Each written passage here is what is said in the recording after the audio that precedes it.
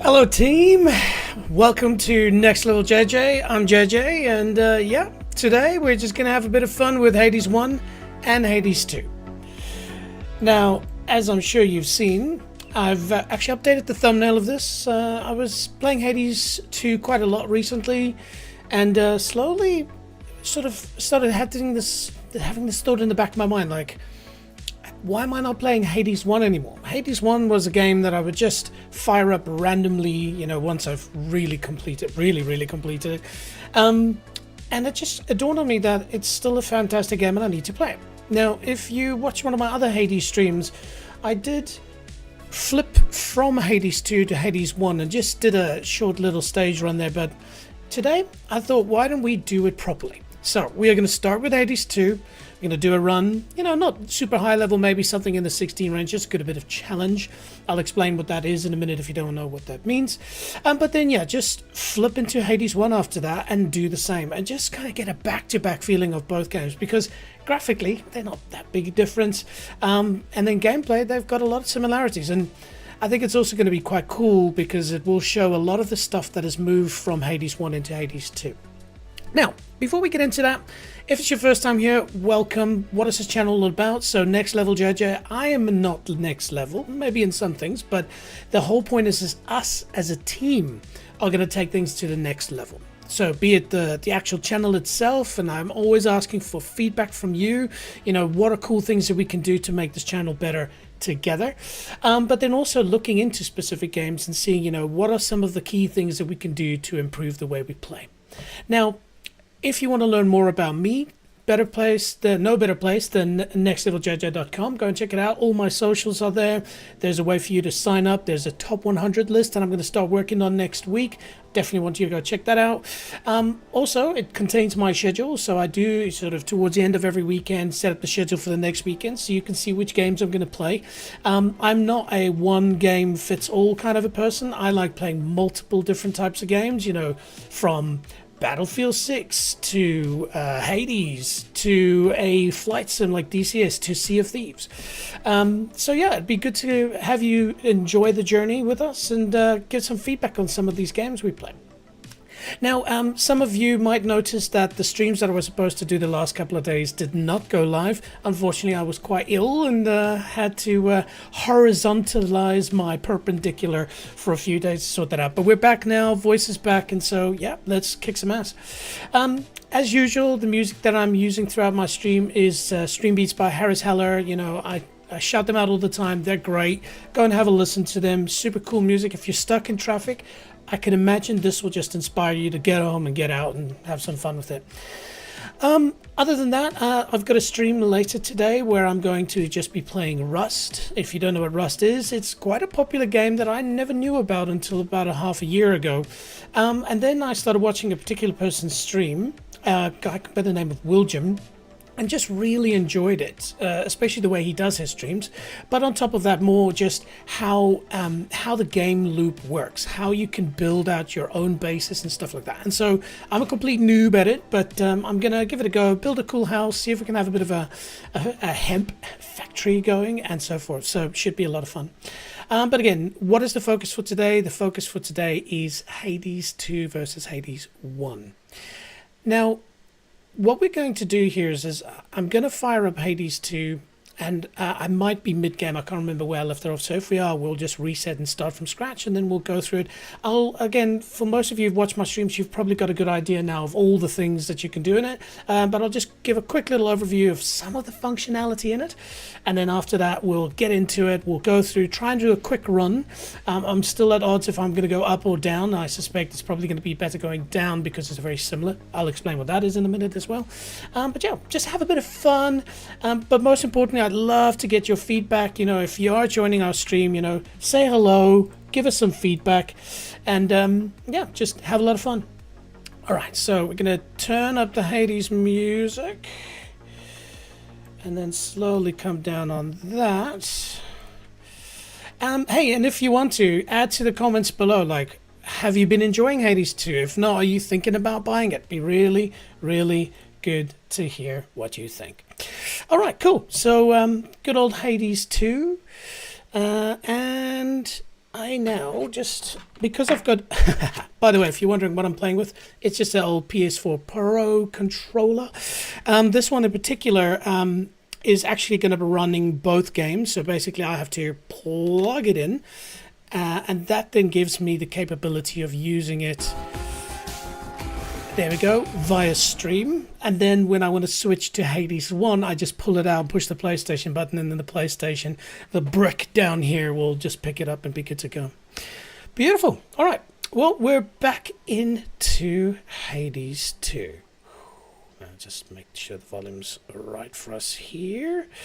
Excellent. Now, I've been really enjoying it. You know, I'm still editing my video on is Hades 2 perfect, and it keeps evolving. But I'm going to break it down into a part 1, part 2, and probably even a part 3, because there is so much to talk about. But in between, just anytime I've got a bit of spare time, while I was sick especially as well, I was just smashing out Hades. And it's a compliment. The game loop is very, very good. You know, there's some people I've heard that complain about the ending. I wonder if they're playing it all the way to the end, or if they just went through until you got to the credits and then gave up. Because Hades 1 was the same. You know, how people easily forget. Hades 1, when it ended, it was sort of like, is that it? And then it turned out not to just be that it, because the more you play, the more you loops, the more story you get. So it really is one of those games that once you finished it, really only does the story start. All right, so let's fly up a little bit. So things have changed, you know, Hypnos has been woken up. I won't spoil how that happened. Yeah, some of the characters have advanced. If you haven't seen it before, I've got a bath now, which is quite a interesting spot to hang out with some friends. Also, I have concocted a large list of things. So as you play the game, you'll learn to unlock things that makes your character stronger. You have to concoct it. A very unique way of doing things. In Hades 1, which, again, we'll have a look at in a minute, you didn't really concoct things, you more bought things. And so it's a different spin, but on the same concept. Oh, all right. You also can do decorations and stuff, very similar to Hades. Interesting enough, when we go into Hades 1, basically I've maxed the game. So, you know, all the decoration stuff are done. Don't know if you remember from last time, but I've added a bar. Of course I did. You know, if you long hard day of slaying, you know, evil ghosts and stuff like that, where do you come? Obviously for a pizza and a... Well, I guess it's not going to be a beer. It's probably going to be something a little bit more delicious. So, yeah, let's head on down. There we go. Good old Tula. So, if you didn't know, you have pets in Hades 2, which is really cool, and you have different types of pets. I've kind of fallen on Tula. Tula, basically, you'll see, I just activate her by running over her, and then she goes and attacks things in stage. And a lot of time it's useful because if you're running away because you're about to get damaged quite badly, you can basically just have Tula keep up the damage, keep hurting them, and she can do quite a lot of damage, actually. Let's just go here and give her a pet, and then a treat, and I'll show you some of her mad skills. Good kitty. Also, she's really good at fishing. Right, so... You're getting stronger. Beautiful. So you can see she's ranked up on all 3 levels. So basically, she gives me Death Defiance effects, which is great. There's more chance for me to find a fishing point, but she also does the fishing for me, which I miss. I enjoy catching fish normally.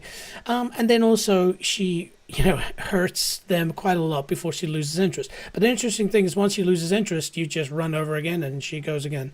So, bang. Ooh, there we go. We can upgrade that even more. Wonderful. Now, from a weapon standpoint, it's been a lot of fun.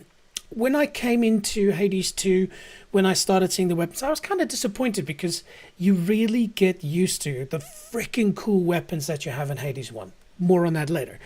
But at the same time, you kind of appreciate the fact that they've not gone down that route. You know, you're a different person, you're from a different place, and so you do have different weapons. I would really hope, if it doesn't happen at some point, you know, naturally in the game, if maybe they do a DLC, an idea would be that you play Hades 1 through Hades 2. Like, imagine that. So you can Spoiler alert, there are some things that happen towards the end of the game which allow you to time travel, as it may. Why not just travel back to when it was time for Zagreus, but instead of Zagreus, you're running around as Melanui? And so you can use some of those weapons. Even cooler idea, why don't you have a co-op multiplayer functionality where two people, one can play as Hades, and one can play as Melanui, and the other one as Zagreus. Please, please. Do that. We love that. Also, I will hope to remember this, but here is Thank you for having faith in him and me. Zagreus' biggest fan. So if you've ever watched any person who really knows Hades 1 well, when they do a Hades 1 run, there's a particular place where you're in a stadium and you face off against a plonker and a really horny dude. Probably listening to Chariots of Fire. But then once you've beaten them, you can actually say hello to your biggest fan, which is such a cool nod to the game. Yes, I have reached level 32. These statues are when you reach a certain level of pain. And so the gold one over here is quite crazy, these statues. Yeah. Also, as something that's really cool, a lot of times you can get into a groove where you just use the same weapons. And one thing they've done in Hades 2 which is really cool is the trial of origin. And so basically it's a preset configuration of a stage and a weapon and the actual boons that you have for the weapon. And so you can see basically every time you clear them, you can get rewards, and then eventually they add more. But the cool thing is it will show you how extremely powerful a particular aspect or weapon can be if used in a certain combination and stuff like that. And so I applaud Supergiant Games. I think it was really cool that they put that in. As for weapons, so, there's quite a large list of them. Not all of them as many as Hades 1. Hades 1, most of them had 3 or 4 different, aspects. But still, very cool, very cool. I have completed levels 32 with this particular one here, and that is the aspect of Eos. No, I lie. It was an aspect of Eos, sorry. It was the aspect of Momus. This one is extremely powerful, and I'll tell you why. When you're playing at high levels, 32 and so forth, you are consistently trying to be where the damage is not. I know that sounds obvious, but the whole idea here is when you have consistent fire, and if you take damage in this game, it really hurts. You really want to avoid taking damage. And so you're constantly running away or strategically running into gaps. And that means you've got to kind of stop, turn around and fire in many cases, depending on your weapon. But this weapon, right? And sorry, it was an aspect of Mobus. It was, geez, get your stuff right, mate. It was,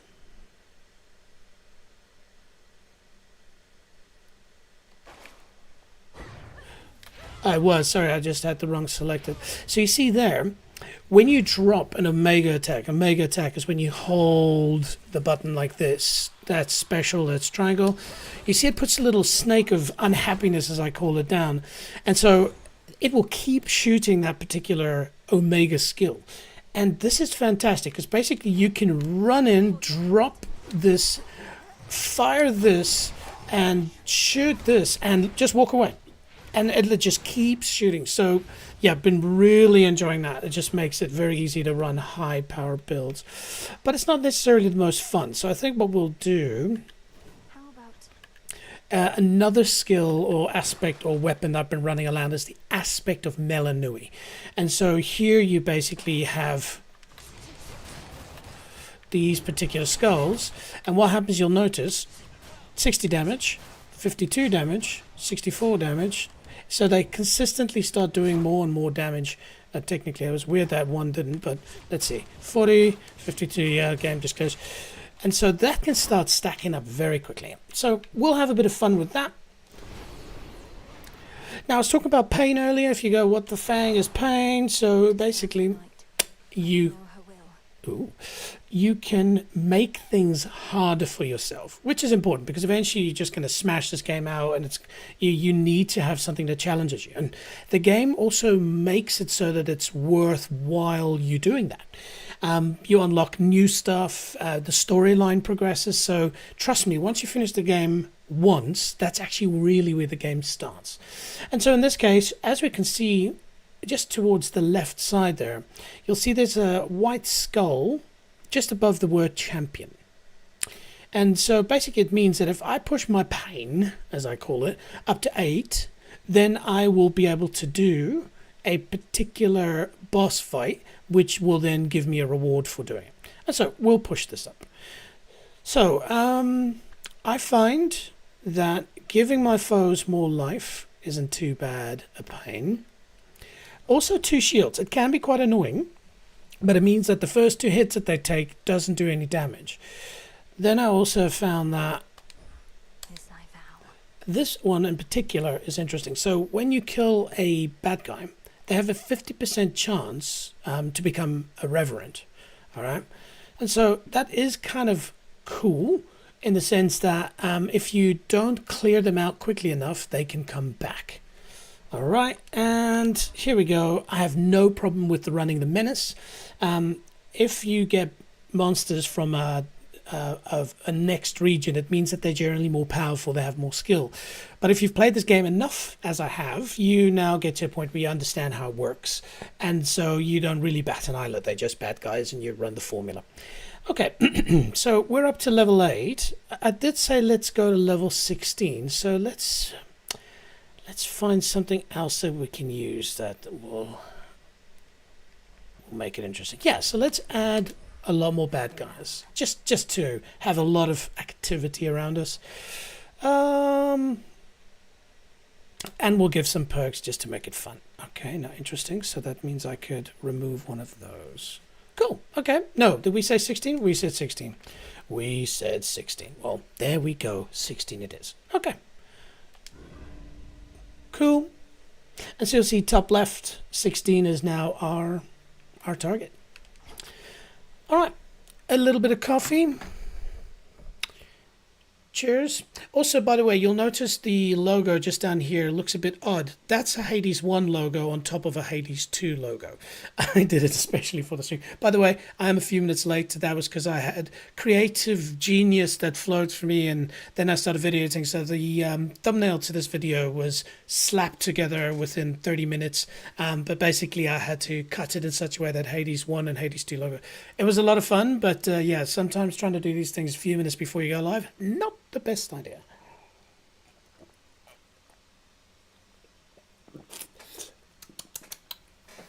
Delicious.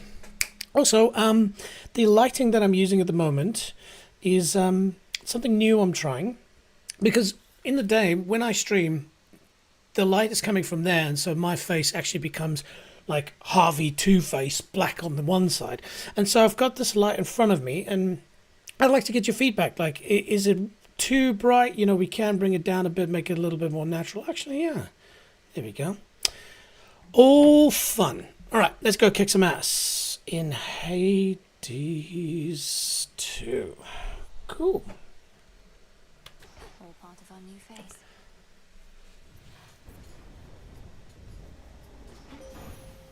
No trace of the old Kronos shall remain. Cool.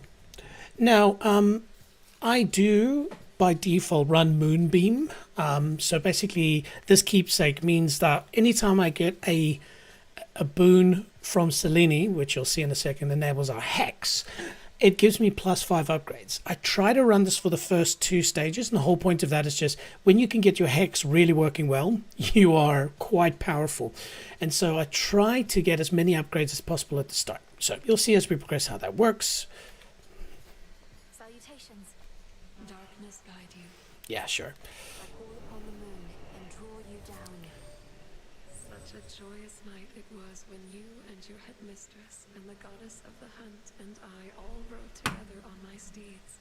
Now we are each once more where we belong, but the Silver Sisters are never truly apart. Oh, nice of you to say that. Also, when you run that keepsake, it means there's a much higher chance that when you start your actual run that you get that particular god or boon or whatever. And so in this case, I got her because I did select her from the start. Okay, let's see. None of them are good. They're not bad. They're just not really, really good. So obviously this slows down time, which is great. But yeah, I guess it can be useful. I've never actually run it to see what more it does. Actually, you know what? Let's have a bit of fun. We're going to try this one out today, because where it starts, 50% slower in 4 seconds, is not where it ends. You actually have a tree that you can go through and upgrade it. The other one is quite cool. So after you've killed something, you can raise it. It's a bit of thinking, and you know, sometimes you can get confused if it's yours or not. And then this is quite okay. I ran it the other day. You basically become impervious and you just fire a laser at bad guys. It's okay, but let's have a bit of fun. Okay, so activate Tula. Watch Tula go. Meow. You see that green? If I don't pick that up within a certain amount of seconds, it respawns the bad guys.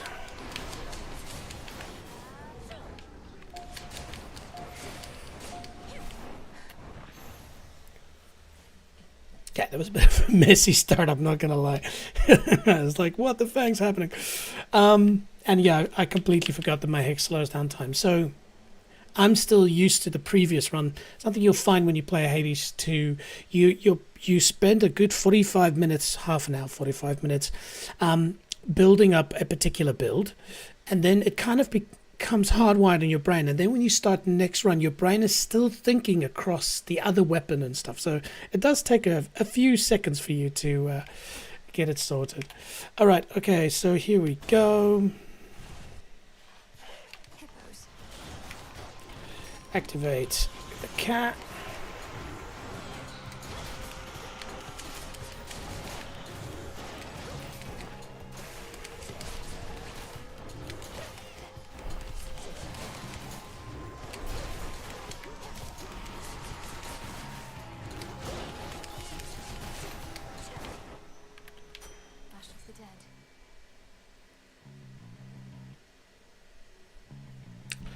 Cool.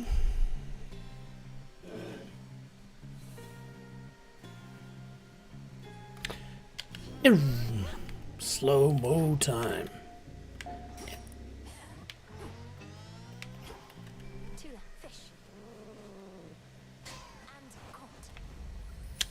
All right. So, interesting question. You see, do I want to set people's ass on fire, or do I want to push them away with water?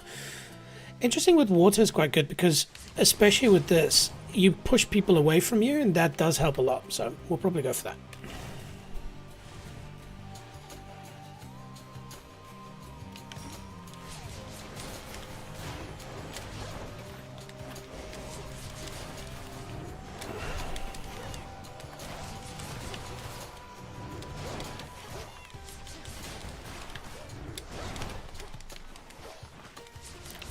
See what I mean by Tula? The gift that keeps on giving. Oh.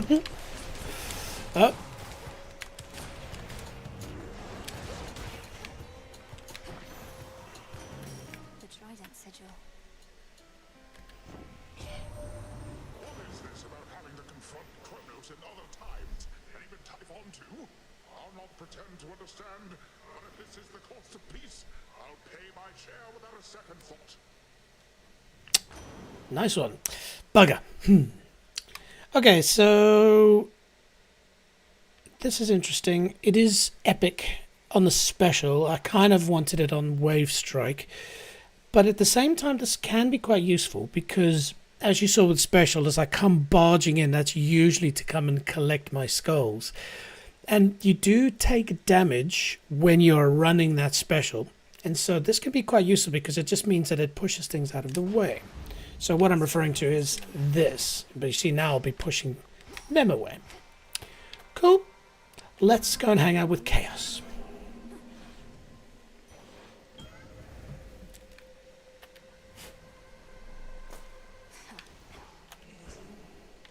Oh, hey, Nix. Great night. I am honored, O Knight. I am grateful. How unusual to see you here. My great ancestor and I have much to discuss. You should shall resume after you take your leave. Oh, forgive my rudeness having interrupted.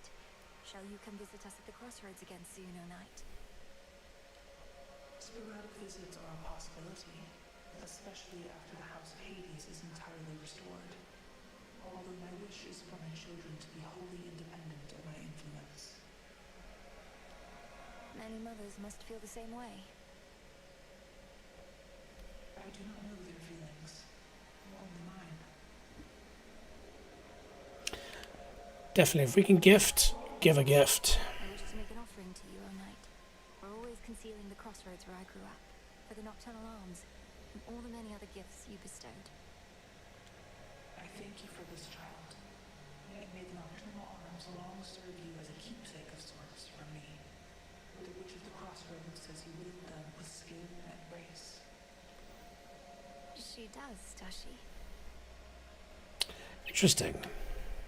I am at your service. I accept it. Okay, jeez. All right, Moonlight guide us. will do. Let's cook in chaos.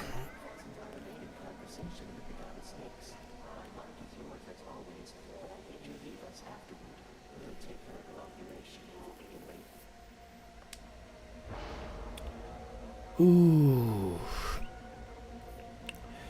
Okay. So these are all really nice in a different way, but definitely this one is going to be the one. If we can have all our boons be rare or better, that'll be good. Of course, getting a lot of money is also very useful in this game, but let's have fun with this one. Oh, we get a second bite at the cherry. Plus, the sprint is not that big a penalty. Cool.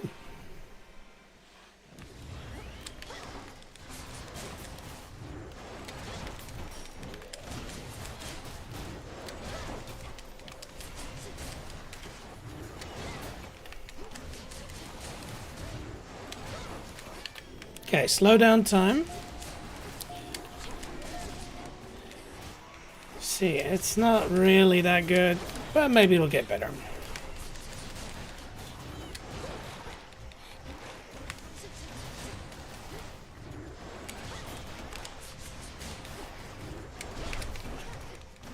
Come on, Tula, do something.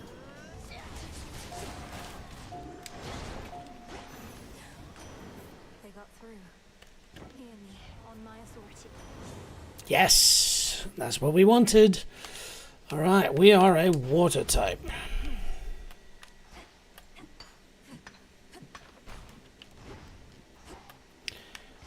Cool. You're a long way from the fear.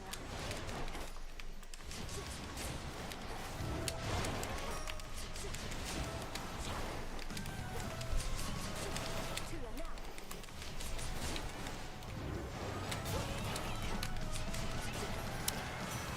From the forge. Yeah, it looks pretty easy, but that's also because I've got two epic weapons very early on in the game. So, yeah, it's a good start. Lucky so far. Cronus keeps on lending us hand to deal with what he did to us, but still, I reckon he'd be back to his own self by now, but mayhap you scrambled him enough that it'll stick. Alright, so if a foe is near you after you dash, you can blast damage them. Yeah. No brainer on this one. This one's quite cool because basically if you dash towards somebody, it creates quite a lot of damage for them, but it does take some time to recharge, and you've got to listen out. It's a bit of effort.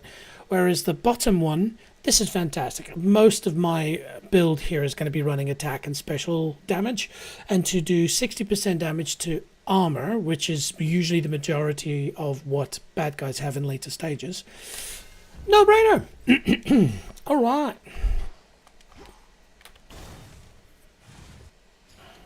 More cocoons.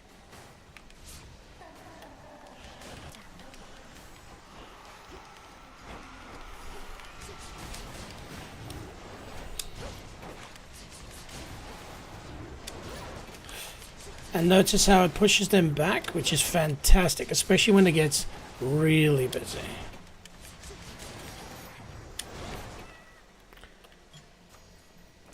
Beautiful. Now, I'm not going to go to shop yet. You'll see top right, which you will if I take my face out of it. You'll see top right, it says location 7. Now, that means that it's the 7th location, 7th mini stage that I'm on right now. And so generally what happens is if you move into the 11/12th one, that's when you go and face this stage or this level's boss. And so you will get the opportunity to go to a shop always before that. Well, not always, but most of the time. And so at this point, I'm not going to go to shop. To be fair, I don't have a lot of cash, so I'm not going to do it either. And health is always a good thing in this game, especially at higher levels.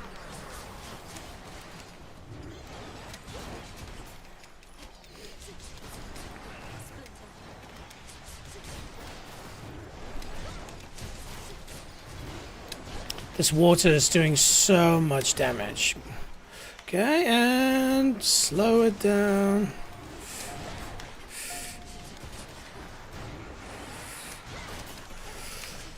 Like seriously, I'm just pushing them out of the way. It's great.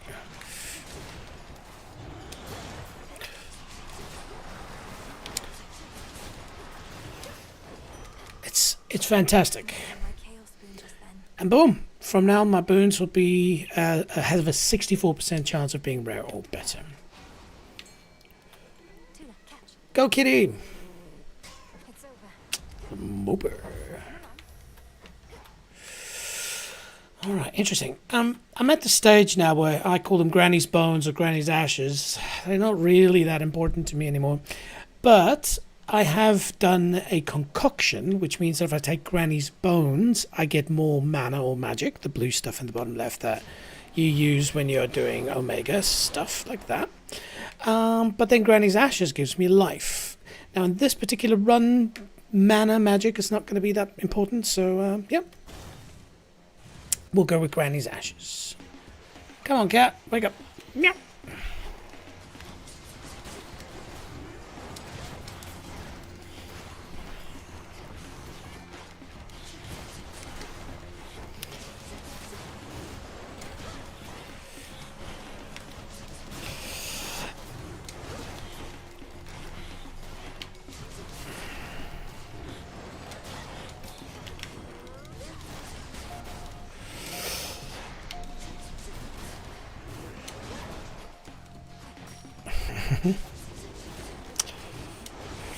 All right, Artemis is joining in. That just means that there'll be a little bit more fighting to do, but that use all kinds of unique French words I wanted to use. There we go. Slow down time.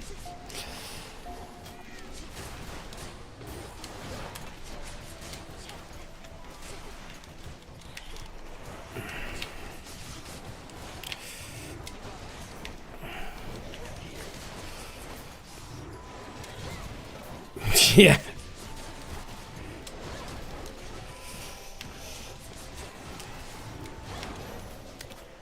That was a proper challenge, I'm not going to lie.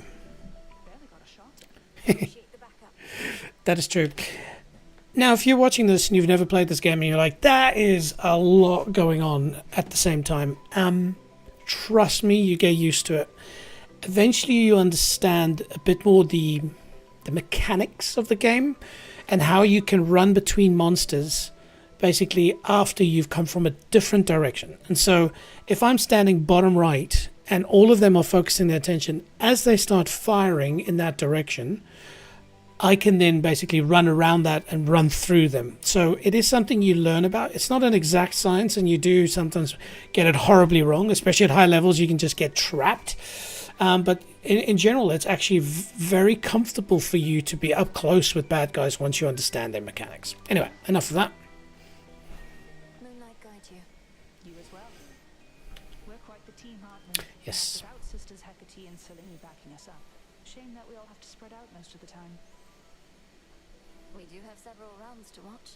But yes, I have to say it's been a pleasure working with you recently. Singing with you, having your friendship. Now don't get sentimental on me, sister. This is business. And though the world we live in may be looking a bit bleak, at least business is good. Yes. I'll explain what that is in a second. Okay, so a random foe occasionally gets marked. That's very powerful. It just means that when they're marked, that there's a chance, a 30% chance of me doing critical damage to them. Critical damage being that you do a 200% damage. But this one's very cool. I'll tell you why. Firstly, because it's epic. But after you hit with your attacks or specials, fire a seeking arrow. Now remember, at this moment I'm shooting, what is it, like 5 or 6 skulls? And all of them should hit. And so I automatically add another 120 odd damage just by these arrows. So very powerful, but also I can add more skulls later if I get the right hammer. It does, however, mean that the screen becomes very busy. You have a lot of shit flying around, so it is a bit heavy on the brain. But we'll give it a go. This one, foes in your cast, yeah, whatever. Cool. Yes, thank you. How about slow it down?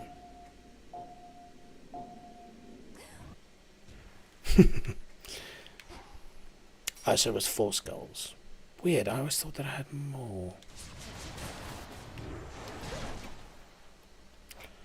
Let's have a look. Oh, it's power increase per, that's what. Okay, so we always can take a bit of money. Holy hell, what did I walk into? I need your help. Don't forget to pick these things up. Ish, okay. Didn't panic, not even for a second. Ow. Damn.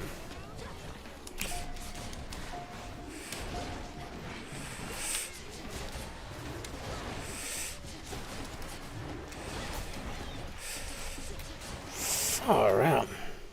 Suffer no more. Yeah, not gonna lie, that was quite a a hello moment there. Alright.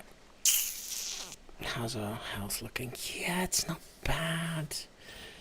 It's not bad.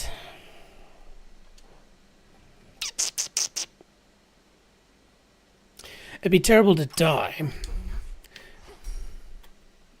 So basically, from now until 3 stages, every time I go in, I'll get a 10% additional life, which at this point will be, what, 8.7, which is not a lot, but anyway, Granny's Ashes, 17 it is.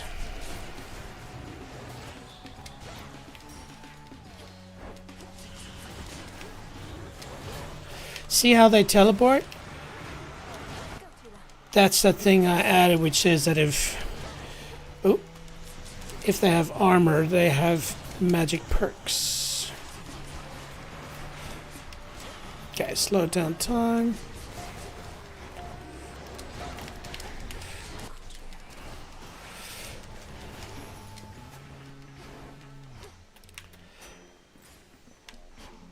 I tell you what is interesting though is, so this particular situation that I've got where I can slow down time, I think that would be very useful in particular melee builds where you are genuinely you're really going to be up close in people's faces, and being able to slow down time and then deliver heavy damage, it's quite good. Alright, so push up the volume a bit. Okay, so I went to the shop, and the reason why is because we're at location 12, so we knew that shop just before the boss. Let me help you. Notice Melanoe's different hands. See the right one versus the left one?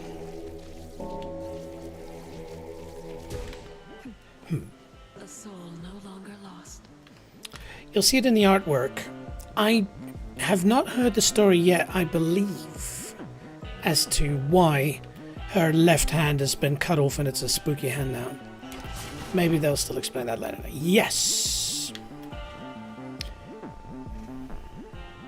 Reason why I say yes, the hammer, especially for the aspect of Melanoe, can give me, I think, like 3 or 4 additional shells. That's very useful. So, let's hope. Ah, there we go. 2 additional shells. Specials are more faster, and whenever your shells land, they deal 50% of your attack damage around them. It's pretty good, but 2 additional shells. Remember, Did this skull just smile? yeah, we also have this, so it means I've just added an additional 40 damage to it. So we've got 6 of them. Cool. Salutations. Absolutely. Thanks, Karen. And you as well, boatman.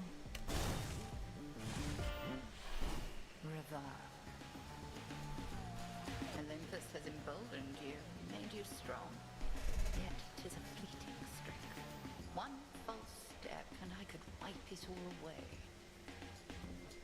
I'll take a fleeting strength over no strength at all. We take every advantage that avails itself. Just so. Then come and show me how you would make use of such advantages.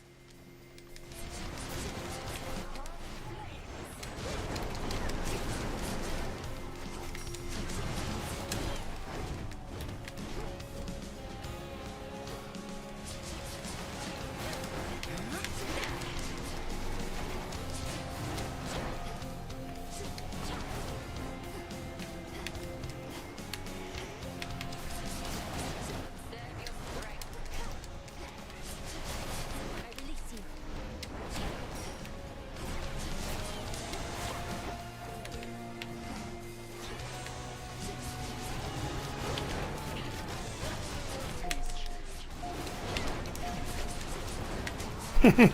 There we go. A good use of slowing down time. Let's not get cursed. Yeah, that thing she shoots at you turns you into a hilarious animal for a few seconds. Very funny, not very good for health. Alright, here we go. I did not do what I wanted to there.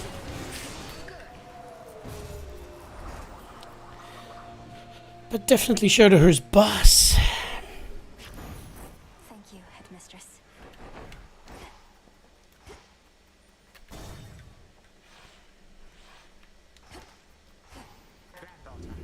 Grandfather?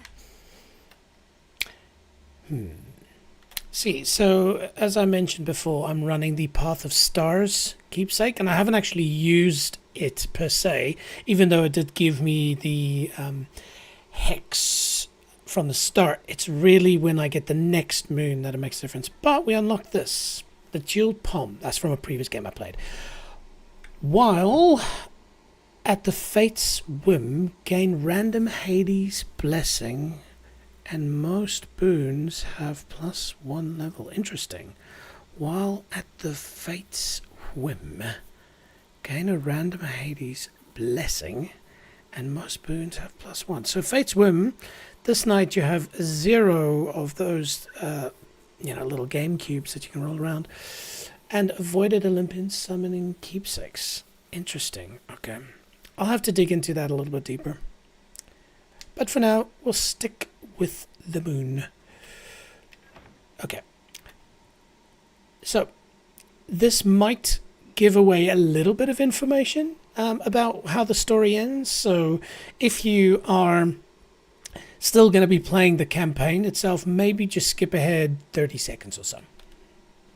Moonlight guide us. Is that what you say? And hopefully you skip. Here we go. Is it all right if I occasionally meet you thus, granddaughter?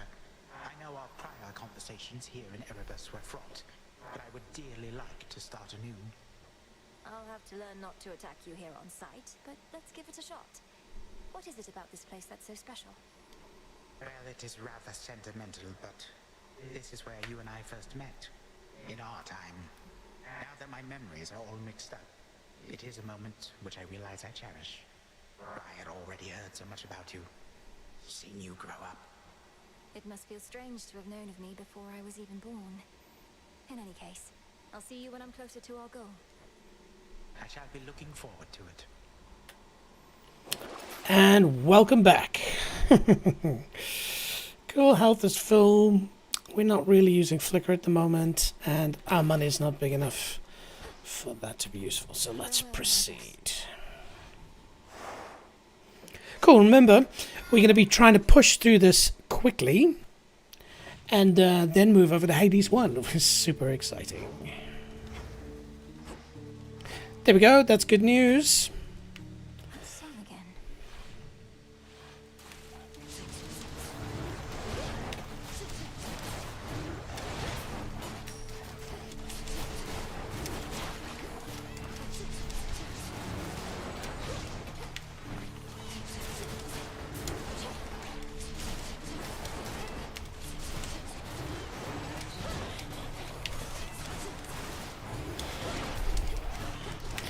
Again, this particular boon that I'm running with Poseidon, it's making it so easy because I'm just basically pushing back bad guys as they attack me. That would not have been that easy. But basically, as they're traveling towards me, I am bitch slapping them back with some water. Choose your path. So this is what I was mentioning. So you see that 8? That would have been 5 or less upgrades for the Path of Stars. But because I'm running that keepsake, it gives me a lot more. Okay, so this is the first time that I'm looking at the Path of Stars for this particular hex type, which is the slowing time down. And so I like to start at the end. You see the purple one, the Sublime. During your hex, which is when I slow down time, you have a 10% chance to deal critical damage, which is really cool. Okay, so now we try to figure out which path is the best path for us to take. So here, after using your hex, you take -2 damage for that encounter. That's useful. So this is quite a defensive hex, and like I said, I think it might be very useful if you have a particular, like, more melee style build. The other one is your hex automatically charges up 1 for every second, which is useful. So if you don't know what that means, is when you use your Omega cast, which uses that magic, that actually charges up your hex. But if you have this, then every second it will tick away and charge up. Okay, but that's not so critical. It's more like your hex lasts a little bit longer, and whenever you enter a location, your hex is already at 40%, which is quite useful. I like the fact that it's already charging up. So we'll start with this path. And the great thing again, because I've got that keepsake, watch this. Bang, bang, bang, bang. And I would have probably had to stop here if I didn't have it. And so, let's see. It lasts a little bit longer after using a hex. Less damage. Okay, and boom. Just like that, we got straight to the end. Now we start looking at other things. Like, during a hex, your moves strikes 30% faster. That's good. And then this one is, during your hex, gain 1% damage per foe slain, which lasts until you use it again. Interesting. Also, your hex lasts longer.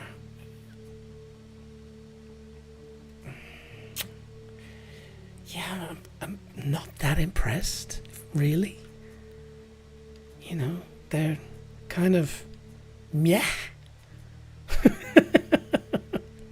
Like, during your hex, gain 1% damage. So if I were to kill 1 or 2 monsters, I get 2% damage buff until I use it again.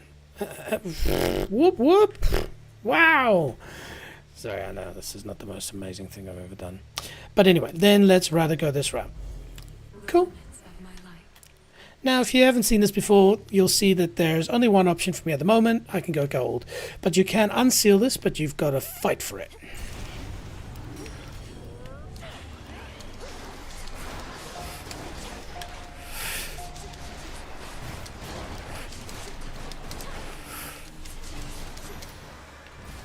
I'm soaked. Soaked. That was a good use of that. What was that? During your hex? Oh, yeah, you have a chance to be critical.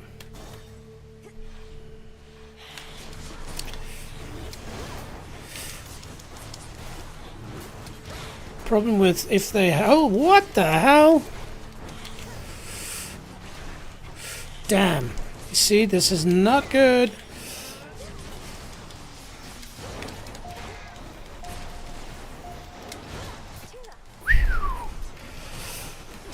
I'm not gonna lie, this is more hardcore than I've experienced. Jeez.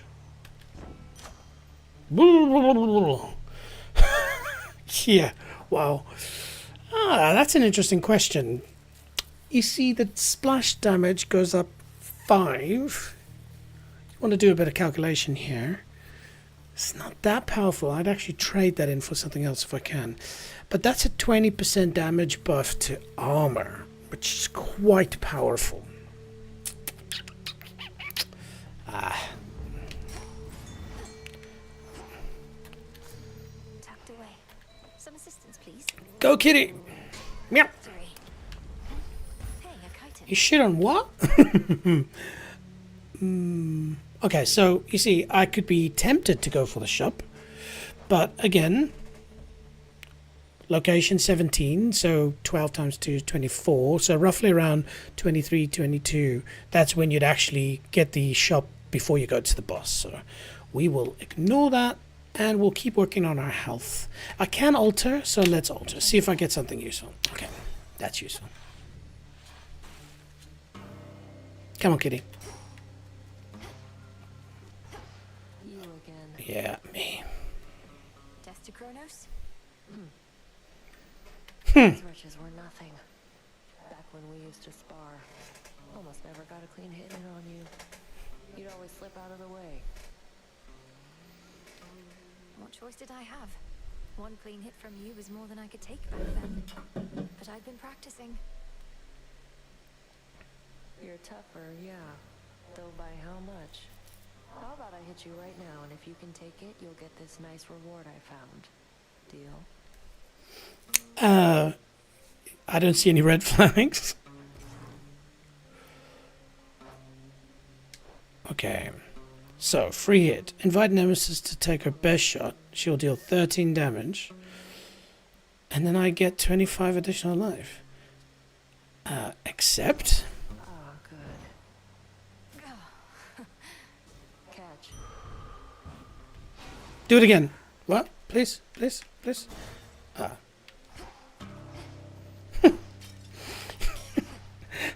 What's an anticlimax? I mean, I guess if you were really low on life and that happened and she killed you, it'd suck nuts. Yeah. Alright, but thanks for the life, I guess. Alright, let's go and get some Demeter action. Remember the moon serpent?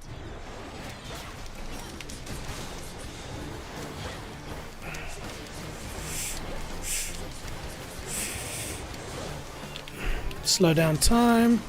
We have more chance to do critical damage. See that, Thelma? Now, I'm not going to say that that happened because I was able to slow down time, but what it didn't do is just give me that opportunity to just drop everything I've got on the, you know, snaky thingy bubble. So, yeah, not bad. Now, if you haven't played Hades 2 yet, Hades 1 as well, it's every time you meet a god, an Olympian, you know, any sort of characters, NPCs in the game, they have these heart bars. And basically you unlock additional story and stuff like that as you give them, you know, various drinks and fishing trips and stuff like that. And so anytime I meet a particular god, I quickly have a look to see if there's something I can do to push the story along. Then I also do this, and I go and have a look at my gifts and see, well, how many nectars do I have? Nectar's kind of the most predominantly used one. And so if I have one left, I'll keep it for a special god, somebody that I don't run into very often. There are some of these characters, NPCs, that you very rarely see. And so when you get an opportunity to give them nectar, it's better than Demeter, who you see almost every run. And so in this case, I'm not going to gift, I'm just going to accept. Never forgive Kronos, nor do I wish to see his wretched countenance again. But if whatever spell you cast on him has truly withered his ambitions, then so be it. Perhaps there was no other way. Okay, so very useful. So cast is fantastic in the sense that you are able to drop it and run. And in this case, freeze is great because obviously, well, it's going to freeze them a little bit. And so very useful, but also does damage. So I think I'm going to go for that. Again, her foes are utterly destroyed. And so, see, when I drop that, that's going to just cause people's days to suck a wee bit. Again, Granny's ashes. We want life. Ah, that was not good.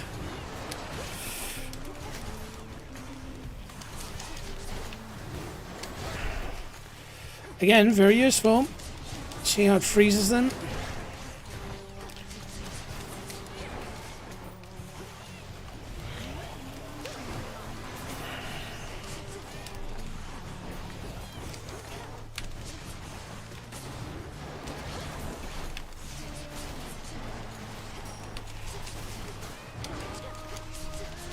Last one.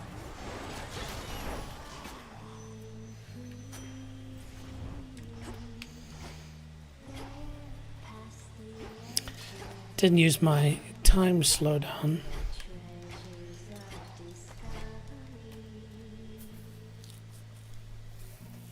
Sorry if I seem a bit distracted. Sometimes to test my stream while we listen to this very cool music, I open up my actual website, nextleveljj.com, and just go and click the link to open up the YouTube, and just to see from a different perspective. But I'm really, really liking this thumbnail. Like, it was really cool. I might use it again at some point. Split screen technology. I do have gold to spare. Ooh, that's going to be useful. And this will do a lot of damage.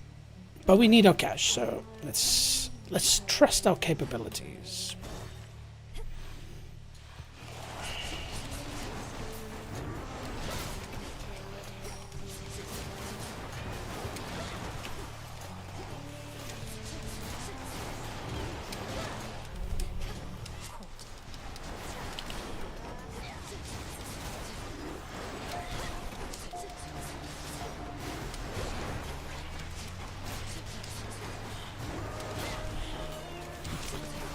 Definitely a lot going on.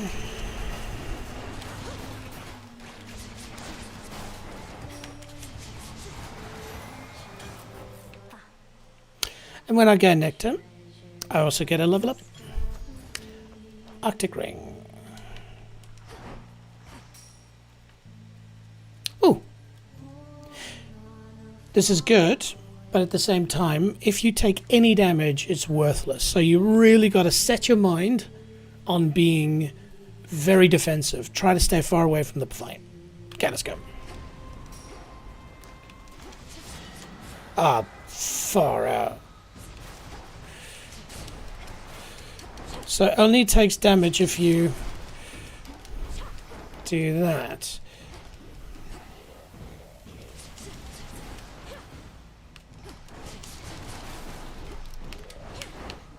Come on, Tila, do something with your life. Okay, this is useful. I'm going to try and...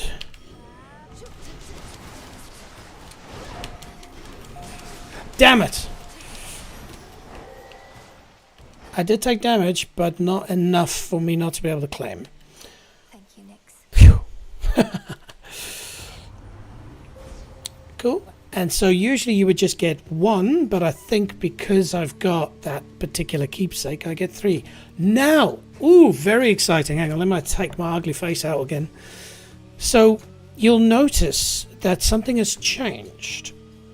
Now, all of a sudden, you have this Squall of Demeter. And so when you get duo boons, but with Seleni's Path of Stars, you unlock this additional path. And so you can see there it says your hex can be godsend, so it makes it super powerful. So all foes take 20 damage every 0.2 seconds during the effect. So that's fantastic. All foes are just basically over a period of 1 second getting 100 damage.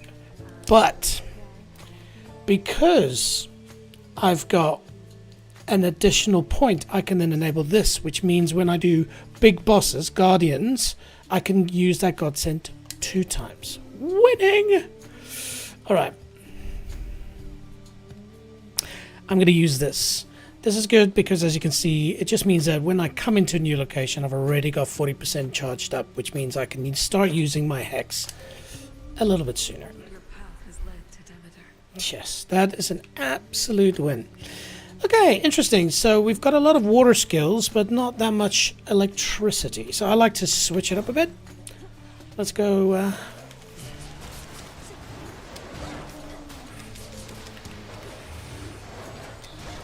And let's test out that new skill. See, so everybody's taking damage. Wonderful.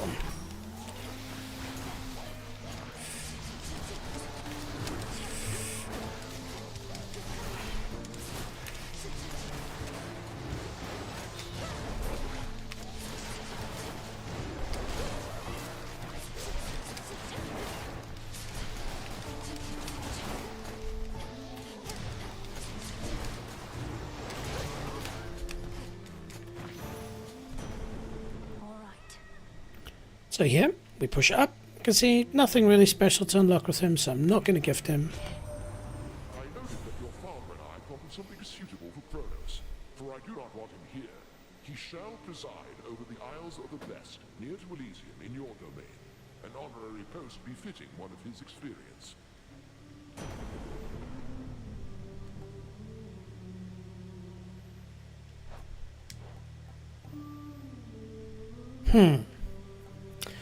Do I have any electrical spells?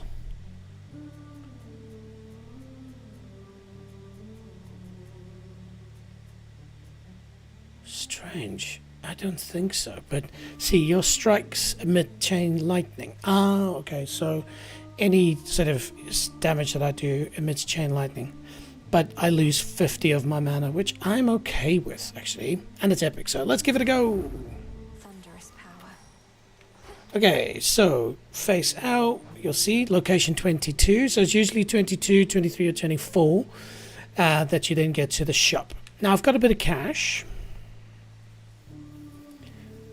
but at the same time, it'd be useful to get more life.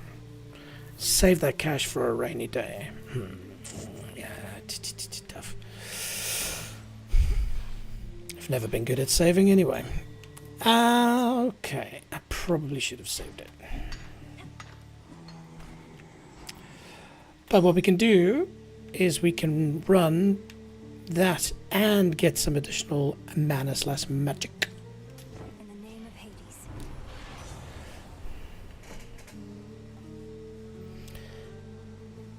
Yeah, no chance of tall order. This is quite nice, but I like this. Everything just travels at me a little bit slower. And bang, we've fixed our mana situation. Oh, sorry. Moonlight guides you. Right, now if you haven't played Hades 2 or watched any of my streams, why haven't you? But we're now going to face off against the person who's singing. Don't look down. Really cool boss, I think. Don't you have any new material yet, Skiller?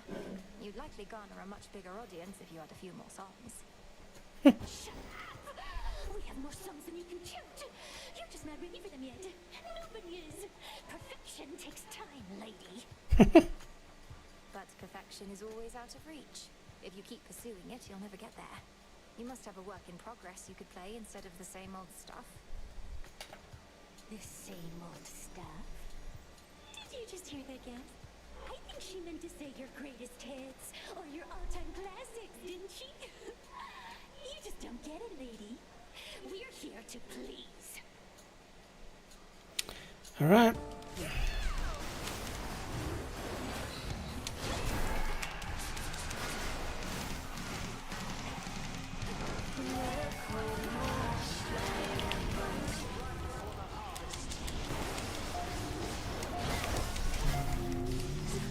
Very useful that.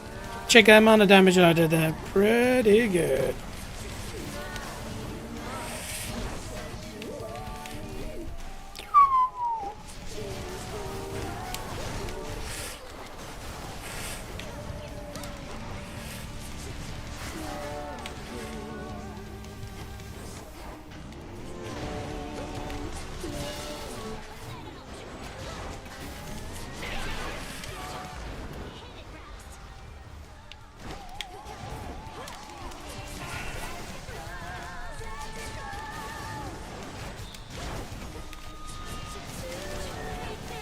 Oh, okay, and activate.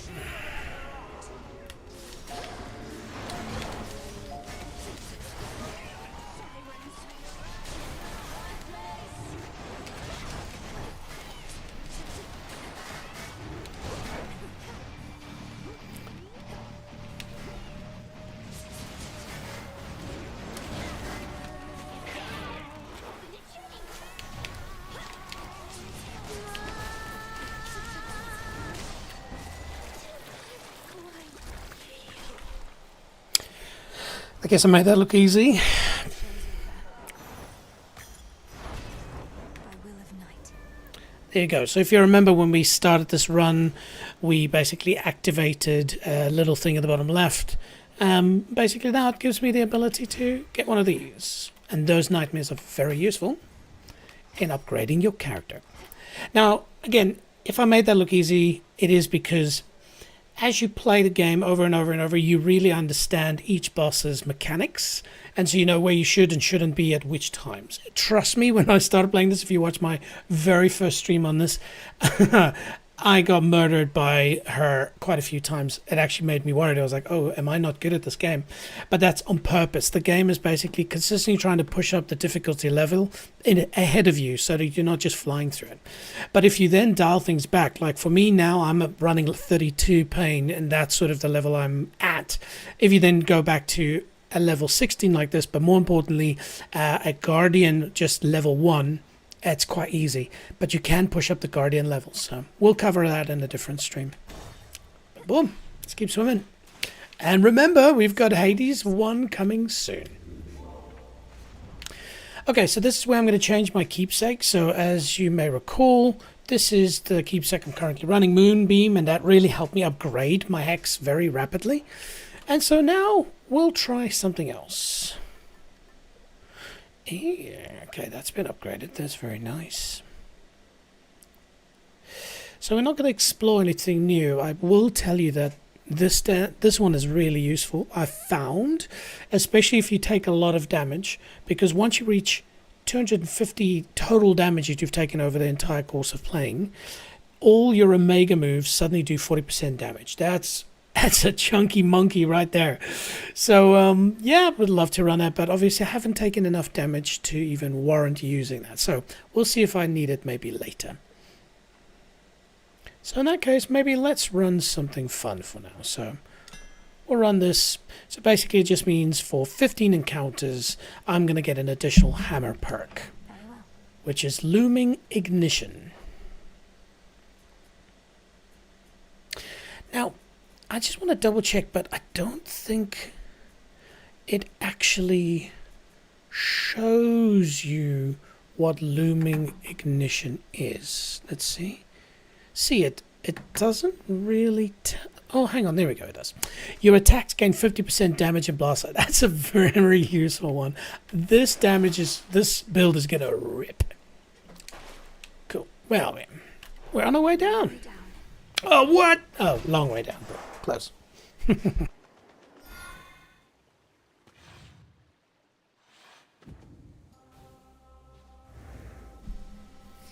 Fields of Morning. Yeah, it's not the happiest place, is it? Ooh, all right.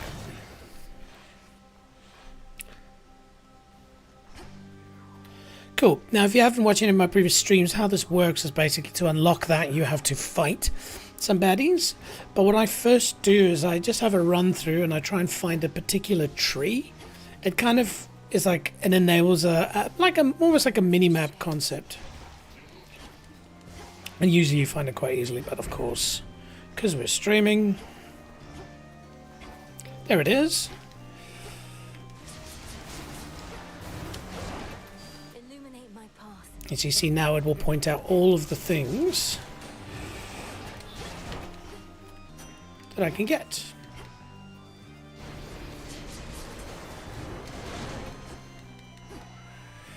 Okay, let's start with this. And then do that.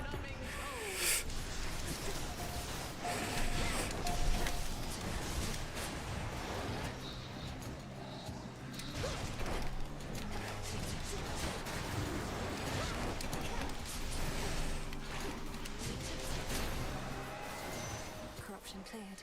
Corruption cleared. Let's see now, I only get 3 where I used to get 8.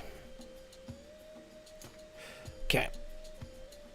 I think that's very useful. It's obviously useful, but I don't see it being that valuable. Imagine if I took out 10 bad guys, right? In one hex. 10, that's a lot. then I just have 10% damage buff. Yeah, I don't know. Here we go. Let's make it last as long as possible.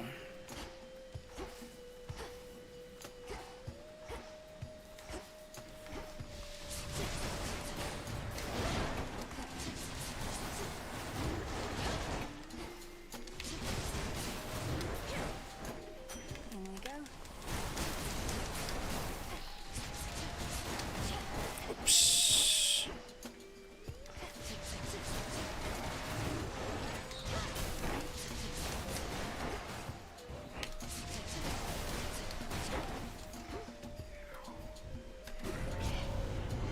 They won't like this.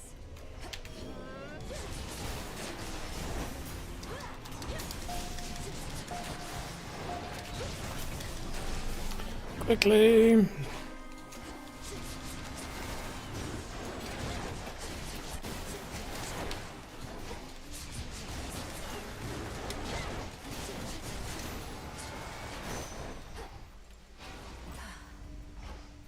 I should be able to get out, I think. Nice seeing you again. Meow.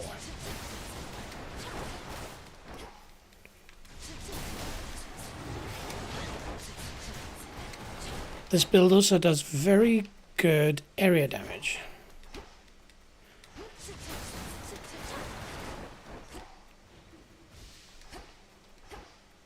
Well, at least we get a lot of choice here. I have to go now.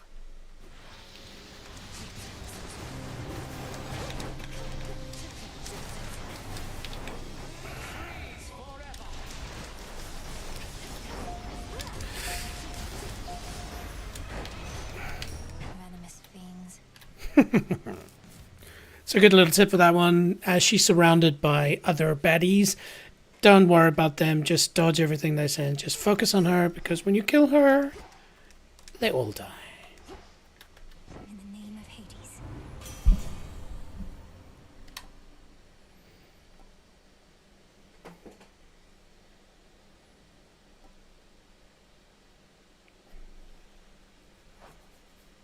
Super useful, this.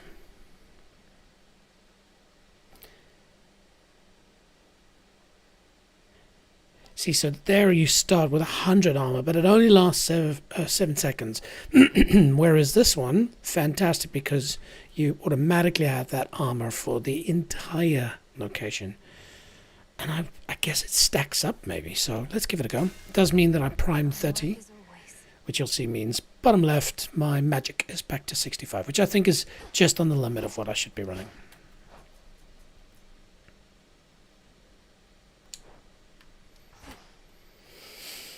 Proceed, proceed, proceed. Always pleased to see you. Pleased to see you. See you. See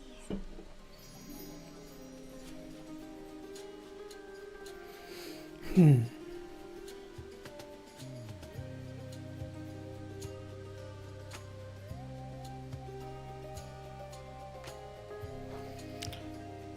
Okay, so that means my Arctic ring will go up to +6. Basically, pom, pom, pom. Double the level of a random one of your boons whose level is higher than the rest. And so in this case, it won't be random. Oh, hang on a minute. Does it upgrade that? And that might be a good thing. Let's see. Nope, Thank you, my friend. I was right. My friend. Arctic ring. Friend. Oh, I can gift her. And so let's check. Yep, I've got lots to gift. Thank you for reminding me just how much can be said using few words or even none at all. When you respond, the words may be mine, but I know what you mean. And I know you understand me too. You understand me too. Understand me too. You understand. Cool. And so you can see we're pushing to the point where we can unlock the next level of our friendship. You know? Rest easy now. Rest easy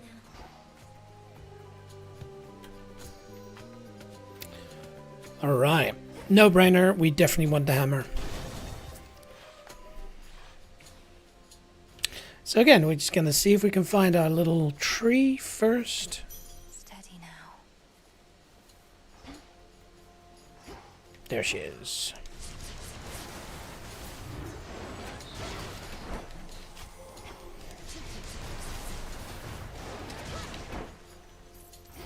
Flourish and reveal my path. Let's go straight for that hammer, shall we?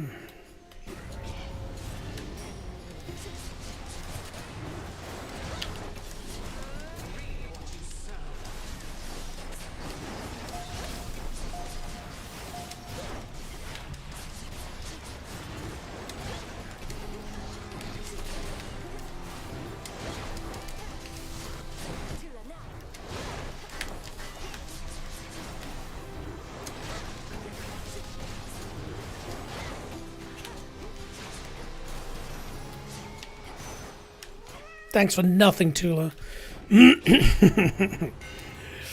Ooh.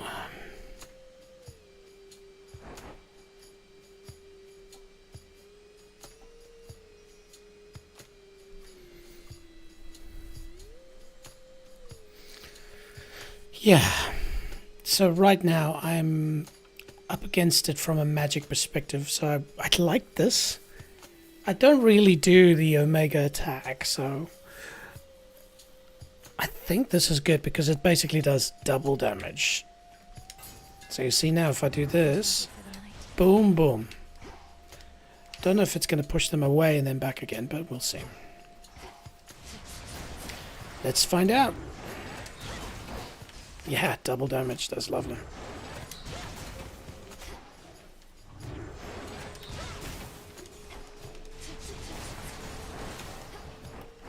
Shored up. Okay.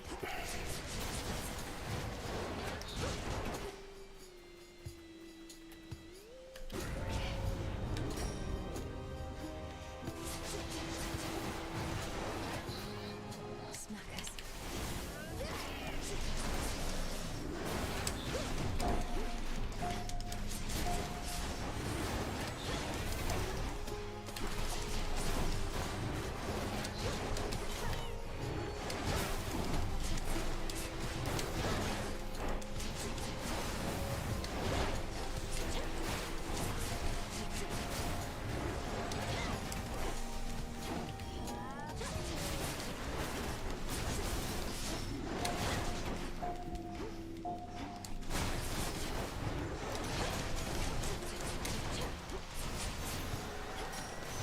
Silence. Experimental hammer, rank up. Oh, cool. So now that increases us to 20 encounters, which means another 10 encounters that I can use this keepsake. Olympus, I accept this message.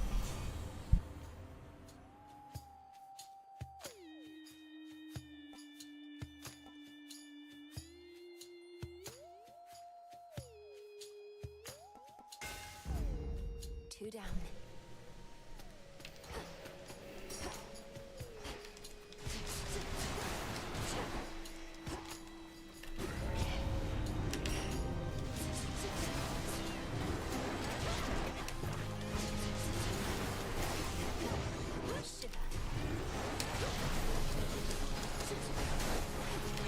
Damn.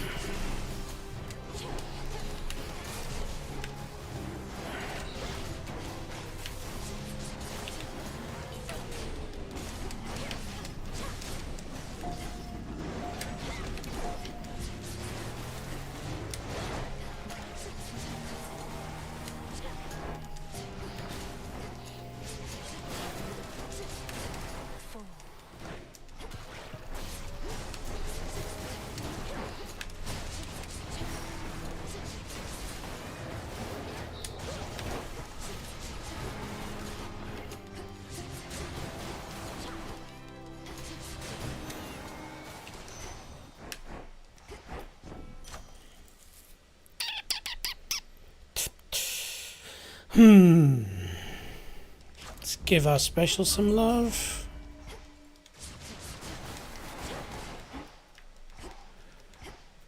Tula, go for it. Meow. No escape. Come on, English. Some of the names are hilarious. Now, I get into a habit where I try to kill everything on the stage, but when you reach a certain level, it does seem like they just respawn.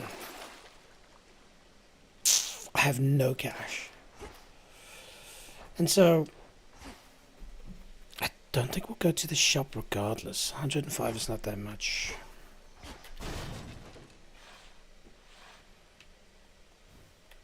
Mind the footprint.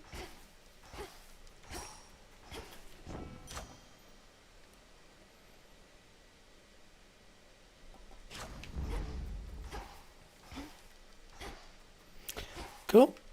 It's time for Guardian.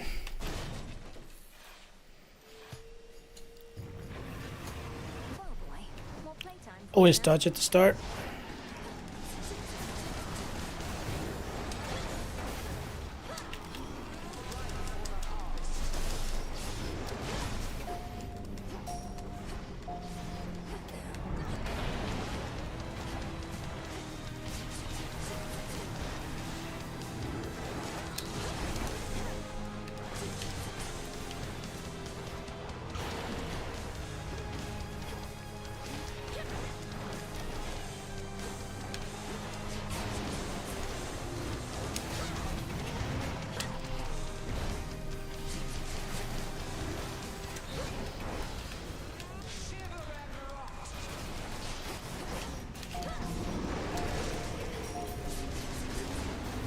Just getting started. Tormenting him, are you?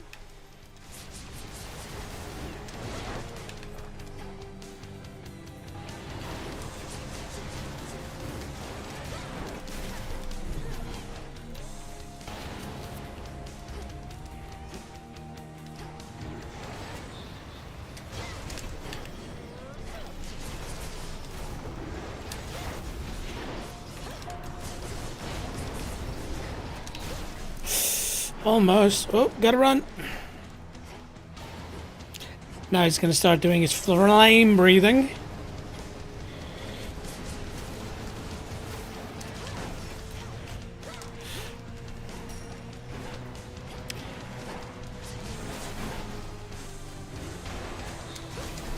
Oh crap. Oh crap. Spirits of despair. Nice. Again, if that looks like madness, Ensuring time flows freely forth apparently requires cleaning up the mired hound of hell. once you've played him about 10 times, you start figuring out where you should and shouldn't be.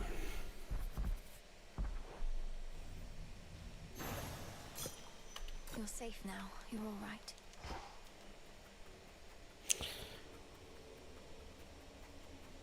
By the way, if you're going to be playing through this particular area, my biggest fan that I pointed out at the start, he, she, it, them, they stand here. And so it can be easy to just run past them, but you do want to talk to them, and that's how you get them to come back home with you. That's generally how it works. Done.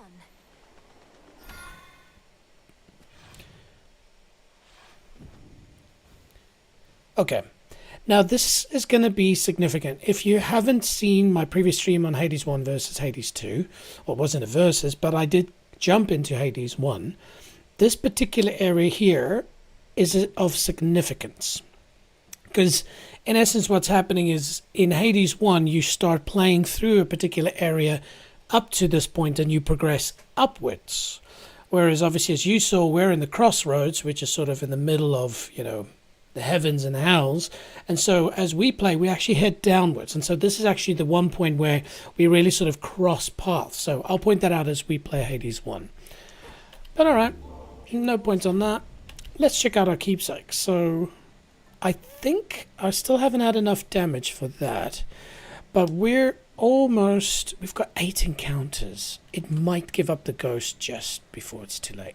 Look, we're very powerful, but you should not be complacent. There's a very good chance that suddenly I just make a few mistakes and then it's a horrible feeling to lose. So I might go for the engraved pin, because again, by the time I get 60 damage, so what engraved pin is, if you basically get killed, it starts a counter of 10 seconds before you officially die. If you kill everything before that timer runs out, you lose the pin, but you don't actually lose the life. You get 60 life back. It's very useful, but what I use it for is for 10 seconds to just do a sweet amount of damage.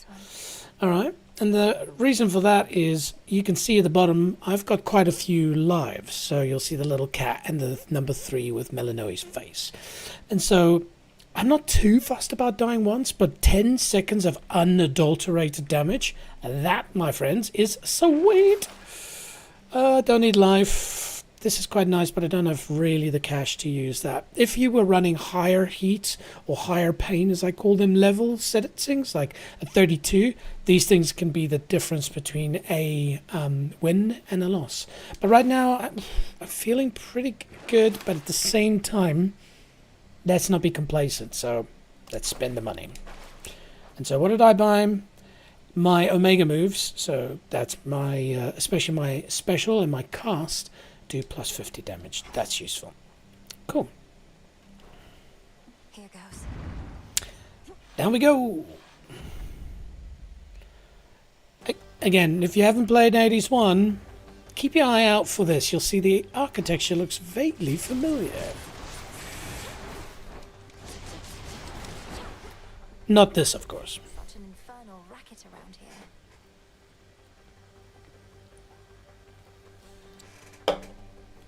Delicious.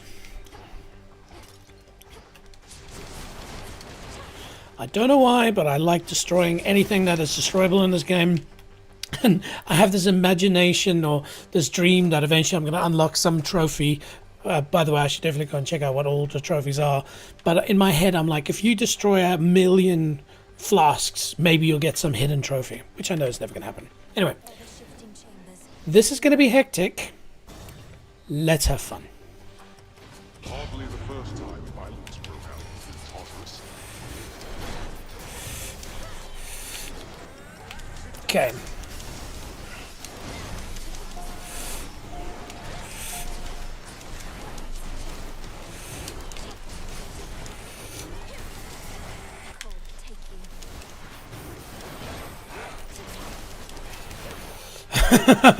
I'm not gonna lie, even for me that's a bit nuts.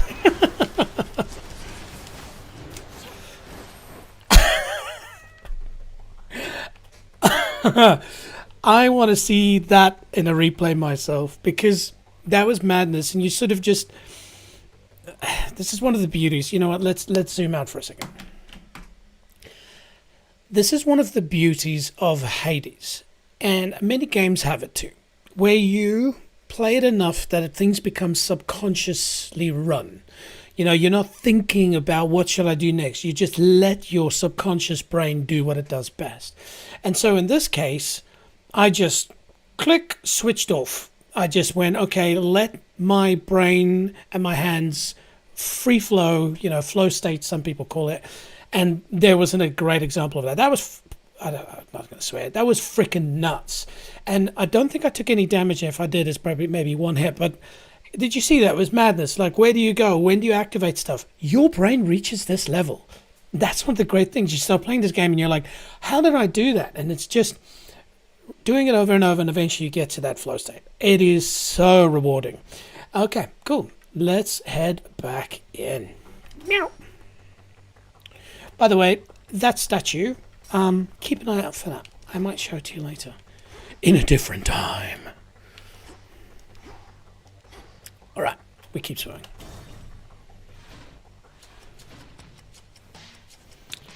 Come on, cat.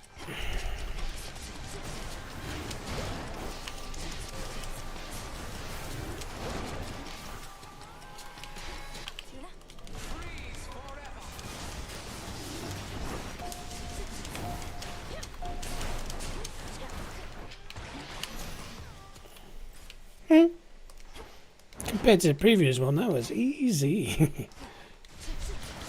Yo, Vidas! Welcome to the stream. If any of you watching this after the fact, go and check out Vida's channel. He does the most sick content on Doom and Quake stuff, and some creative shit too, with like really cool music and stuff. So yeah, go and check it out.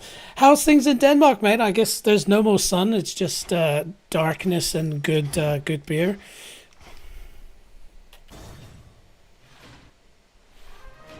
Mother, father. All right. It's her. Good boy. There's a good boy. I don't know about you guys, but there are some things in certain games that you wish you could have in real life, and having a cool three-headed dog, hell yeah. The brutal hound of hell by now permits the princess of the dead to approach. Good boy. Alright, we definitely want to gift them. Thank you, daughter. We could certainly make use of this. Hades had a particular idea for it, in fact. If you would permit it, daughter, I would offer up such nectar to the shades assisting in the underworld renovations underway, as an added token of appreciation for their toil. Is that acceptable to you? Yeah, sure. Go ahead, Dad. It's yours to do with as you please, and I can think of no finer purpose for it than to reward those shades who have remained loyal to us through all this. Very nice. Vida says, nah, it's cold, it's dark, and it's sad, lol. By the way, if you've never been to Denmark, it's probably one of the best places to go. It is amazing. But yes, for 8 months of the year, it is a bit cold and dark. But trust me, there's many things to do to keep you entertained. But I guess it's the price you pay for living in the most, like, country with the most beautiful people. Like, damn. I know some people say it's Sweden, but yeah, we don't like those dirty Swedes anyway. Yeah, man. Hey, just hide. No, don't say that on stream. Find a free ticket and come to New Zealand. We're heading into fantastic weather now. Actually, I've got a few people from Denmark visiting this weekend, so we will be hitting Hobbiton and maybe going for a lovely hike at a waterfall. So quickly, mate, come on down. I think we say this in every stream. But seriously, if you're watching this, go check out his channel, support him. We're together, we're trying to grow our channels to make something where we can maybe do this permanently. Anyway. Be well, Mother. You too, my baby girl. How fare the renovations to the house thus far? It was looking rather far along even before I departed. Appearances can be deceiving, as you must already know, daughter. The initial work is rather quick. Addressing the details takes much, much longer. Especially if all the details must be exactly as before. Yeah, fine. Why should we settle for less? Anything that we did not want changed ought to remain as we desired it. Sounds like a big undertaking. Can I do something to assist? Best leave this one to us, Malinui. We're pleased to see you here. Your father can administer his blessings and take his mind off of everything. Isn't that right, Hades? Happy wife, happy life.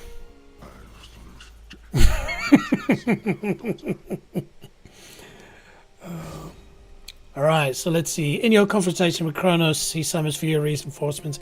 That's not a problem for us. Restore health as we go. This one I tend to lean on. Basically, I spend a lot of magic mana. And so summoning 3 soul urns is useful because as they run into it, they get a lot of damage. Vidas asks, who's coming? It's not something I'd say publicly on a stream, but somebody I used to work with, and then somebody who I met through somebody I used to work with, and both of those people you know. Not the people who are coming. Oh, actually, one person. I'll send you a private message and tell you. Maybe ask them if you can climb in the baggage and come on down. Anyway, onwards and upwards, or technically in this case, downwards.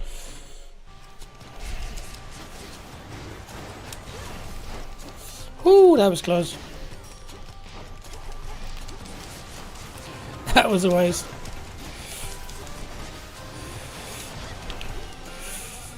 Take this, honey.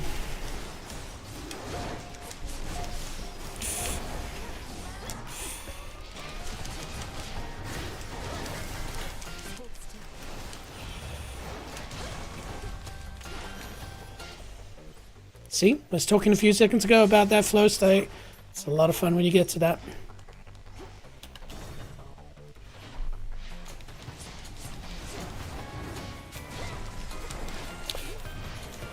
Okay, here we go. We really need flow state stuff happening here.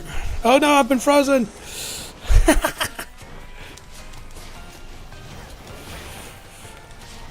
Quickly pick them up. Ow, ow, ow.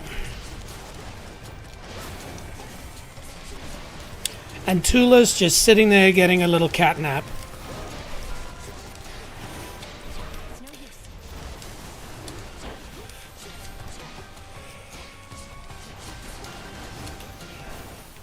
By the way, we talk about flow state. If you go and watch some of the stuff that Vidas does, it's insane. Like, he must be going to some sort of a Jedi straightforward level to do the stuff he does. Come on.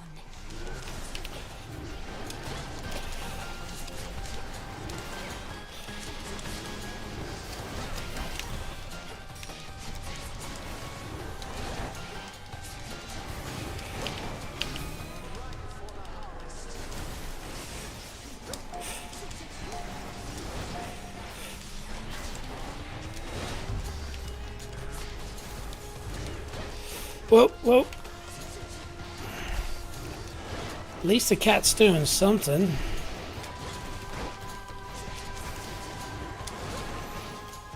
Cool. Yeah, Vidas, if you're still there, anything interesting that you're going to be streaming soon? Tula, be my guest. Caught out. Ooh, a Styxian. Styxian?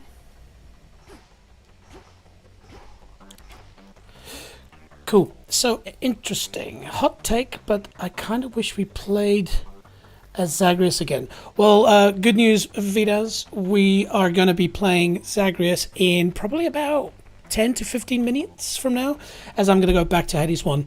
But also, yeah, dude, as you heard me maybe at the top of the stream say, I really hope maybe they bring out a DLC where you can play Hades 2, but go back in time and play with Zagreus or as Zagreus and have it a multiplayer co-op. Can you imagine that? That would be sick. So we're on the same page. I find Melanomi a bit boring as a character. I agree to an extent. I kind of like the fact that she is how she is, but that was one of the beauties of Hades 1. Hades 1, Zagreus was witty, he was funny, a little bit stupid sometimes, and I think that was quite the fun bit. Also, the bad guys, I agree, but unfortunately they couldn't have the same type of character, because then it would just be, you know, a copycat. And that's the thing I found, especially Hades 1 versus Hades 2. A lot of the stuff I really wanted in Hades 1 isn't in Hades 2, and at the beginning I didn't like that, but if you play it a lot, you get to the point where you go, actually it's its own game. It's still a lot of the stuff that I love, you know, this flow state that I yabber on about, but at the same time, yes, there are things from Hades 1 that I really miss, and that's why I asked myself the question, why am I not still playing Hades 1? That's why we're playing Hades 1 now. Yeah, no streaming plans for now, working hard, making good videos. Yeah, man, that's true. Your cadence of videos is fantastic, so you know, I've got to learn from you in that regard. All right, so question here. Why don't I go for Demeter? Why do I go for this Outlast? Well, it generally signals the end of the normal stages before we face off with Kronos.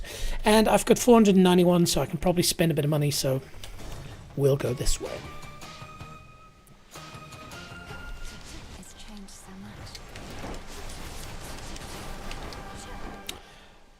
much. Oof. Or just buy one thing. Yes. Shocking, I know. How many more such blasted Kronos coins are there, my niece? According to your grandfather, none shall be made henceforth, yet they are in abundance even still.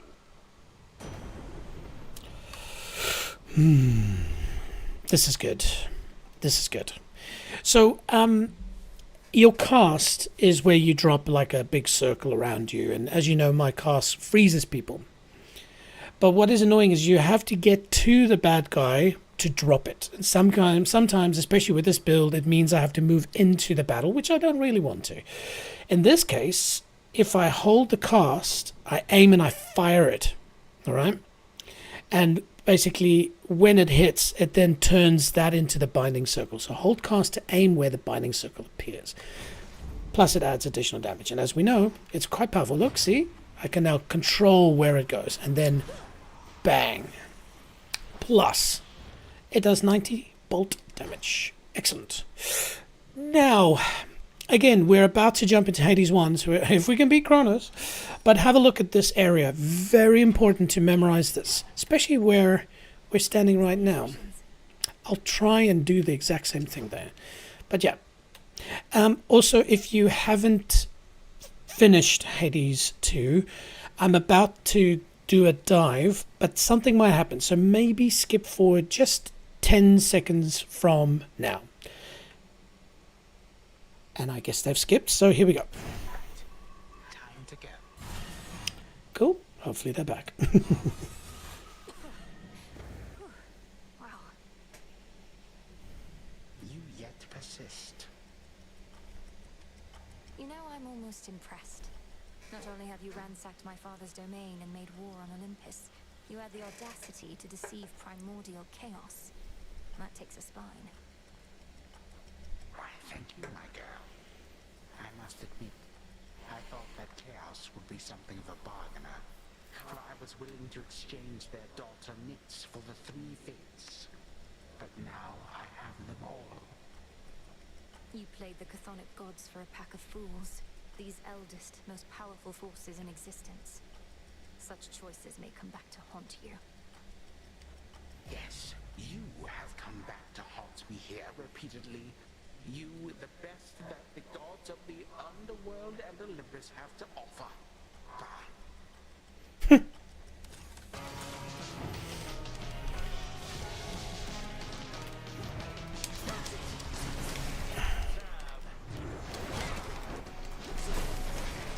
Okay, let's try it out.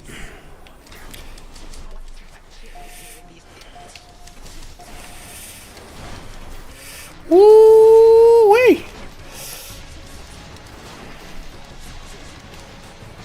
See how good that cost is now that I don't have to stand and deliver it? See? Watch, bang. Ooh! Run. And again.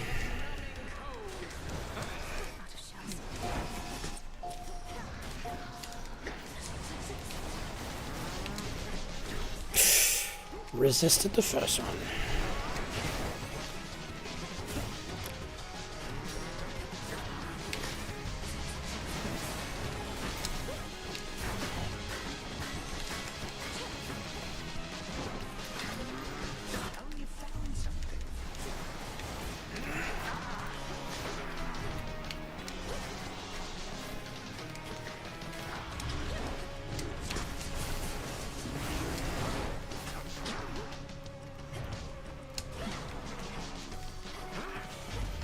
Come on, cat.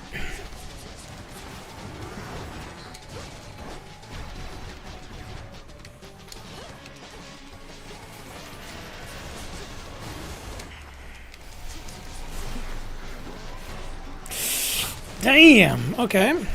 I took a bit of a beating there.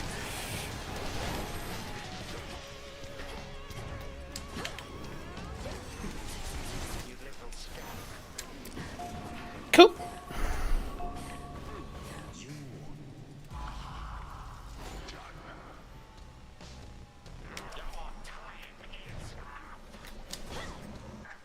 No, what are you doing? Ah, you idiot. Sorry, that was stupid on my part. You gotta wait for the explosion to happen.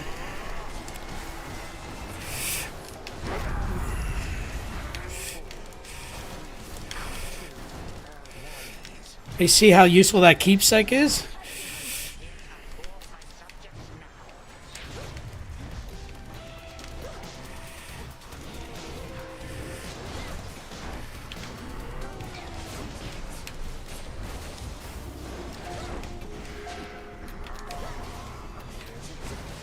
See, wait.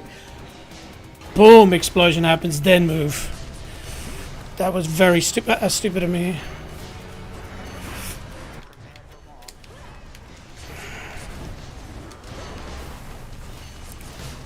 It can be a bit confusing. Yeah. Oh.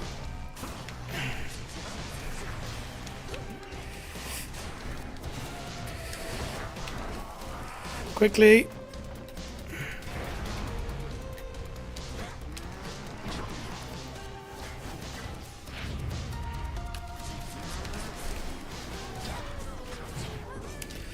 Ooh, not many lives left. And we're getting complacent. And boom. And boom. You see he does that 3 times. Okay.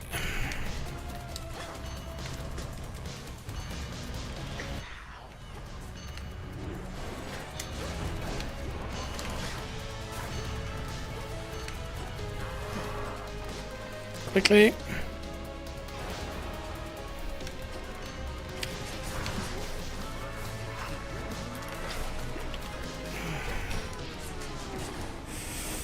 Cool. To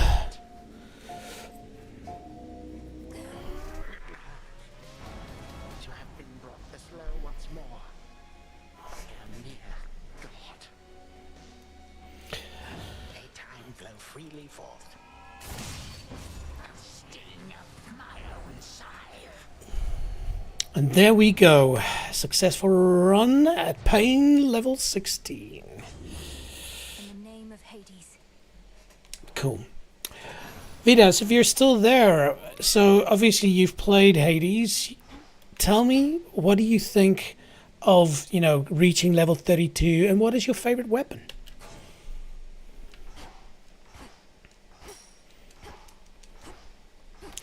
All right. What does the future hold? Only the fates themselves and perhaps Prometheus, the Titan of foresight, know full well. Unfortunately, all of them are rather indisposed right now. Return to Shadow now. Ooh, exciting times. Is that singing? Okay, team. Now, this is where I spend a bunch of time trying to, well, not trying to, just walking around and sort of debriefing on everything I've done. But of course, one of the key things we want to do is play Hades 1. So, I'm going to quit. And then we're going to seamlessly, yeah, right, try make this work. That's right. We have a split screen setup, which looks pretty stupid right now, considering I'm not in the game. I should have stayed in the game, actually. That would have looked way cooler. You know what? Ask and you shall receive. Here we go. Is that singing? And then I'm going to activate PlayStation mode. And yes, 577 escapes. And see. This is running on a PlayStation 4 Pro, by the way, so loading times are a thing. In my head, I thought a split screen is a great idea. And there we go. And so now I reconnect the controller. Ah, damn. Okay. See what happens when you try to test things on air? It doesn't work. Anyways, let's get out of this. Rotate into that. And then bang, we're in. Okay. Cool. Okay, so PlayStation audio, we just need to quickly sort that out. Because I can see here it's not currently playing for you guys, and we definitely want that to work. So I guess when you switch around things, they sometimes disappear a little bit. But PlayStation audio. Oh, there we go.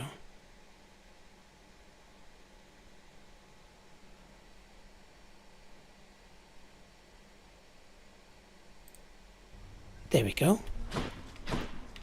Excellent, it's there. Oh, and Vida says, in Hades 1, I rocked a Gilgamesh quite a bit. Well, hey, that's not a bad idea. Let's run that then. Cool. Now, you're going to notice that the graphics look a bit fuzzy. I'm going to shoot straight with you. I've got like a $10 HDMI capture to USB. It's not very good quality, but also we are running a PlayStation 4 Pro. And so I've never played Hades 1 on a PC. I can imagine you can crank up the graphics a little bit more. So also you'll notice it's not running very smoothly. Again, this is PlayStation 4 running through a really cheap card. Anyways, welcome to Hades 1. Let's take a walk back before we pick our weapons. So here's my bedroom. Bed's made, very impressive.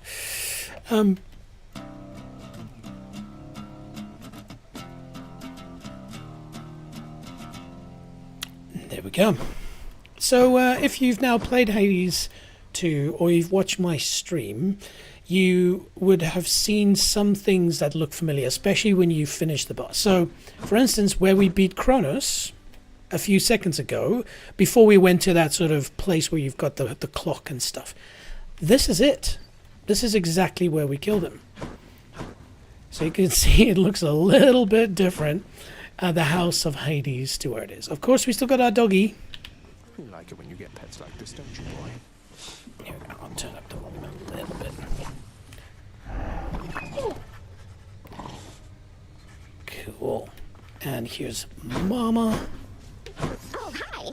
That's something that unfortunately they didn't bring back in Hades 1 yet. Hades 2 is Dusa. I really enjoyed Dusa. She was cool. Anyways, I can spend hours just going through here. Do we have any fish? No, no fish. Bucket. Go bats, enjoy yourselves. There we go. So you'll see that this house is decorated up to the wazoo. But actually, when you start Hades 1, it does not look like this. But eventually similar I guess to what you have now in Hades 2, you can change a lot about the way that your house and bedroom and stuff looks. It's trivial, but you kind of enjoy it a little bit. Do you remember that statue I was talking about earlier? Greetings, costly artwork. There we go. And this is where I think Hades 2 did a really good job. When I started playing it, I was kind of disappointed immediately because there was a lot of stuff I was so used to in Hades 1. And then you play Hades 2 and you're like, why don't I have this? Why don't I have this? Why don't I have this? But again, it has to be its own game. Otherwise, it's just Hades 1.5. And so they've done a really good job of putting in some nostalgia, but at the same time creating its own thing. And again, I'm going to get Hades 1 on PC, push it up to high resolution, and then I don't think there's a big difference between the graphics, really. And so it in essence means that if you want to play Hades 1, you can play Hades 1. If you want to play Hades 2, play Hades 2. But I agree with Vidas, it'd be cool if you could, in Hades 2, play Hades 1 in some way. I mean, the game's there, guys. Come on. Come on, Supergiant. Do it. Do it. All right. Cool. Let's go check out the Gilgamesh. Oh, by the way, if you play Hades 2, you'll notice this mirror looks familiar, but this is how we were able to change some of the aspects of how we play. It's called Mirror of the Night. And so you can see here, basically, if I go here, let me take my face out for a second. Bang. That works. Audio's there. Lovely. So as you can see here, deal attack and special damage when striking undamaged foes. So you can basically modify this. You'll see if I switch it around, it now will restore some of my health when I collect the dark crystal-y thingamabobbles. This one then. But each of them you can customize, and sometimes they can actually help a specific build. I'm not going to go into too much detail here. I don't even remember if this was the best one that I ran last time, but let's just have a quick look. Yep, that looks good. Yes. Some of them are just a no-brainer. Like, of course, you want to have 3 death defiances. 3 lives, basically. All right.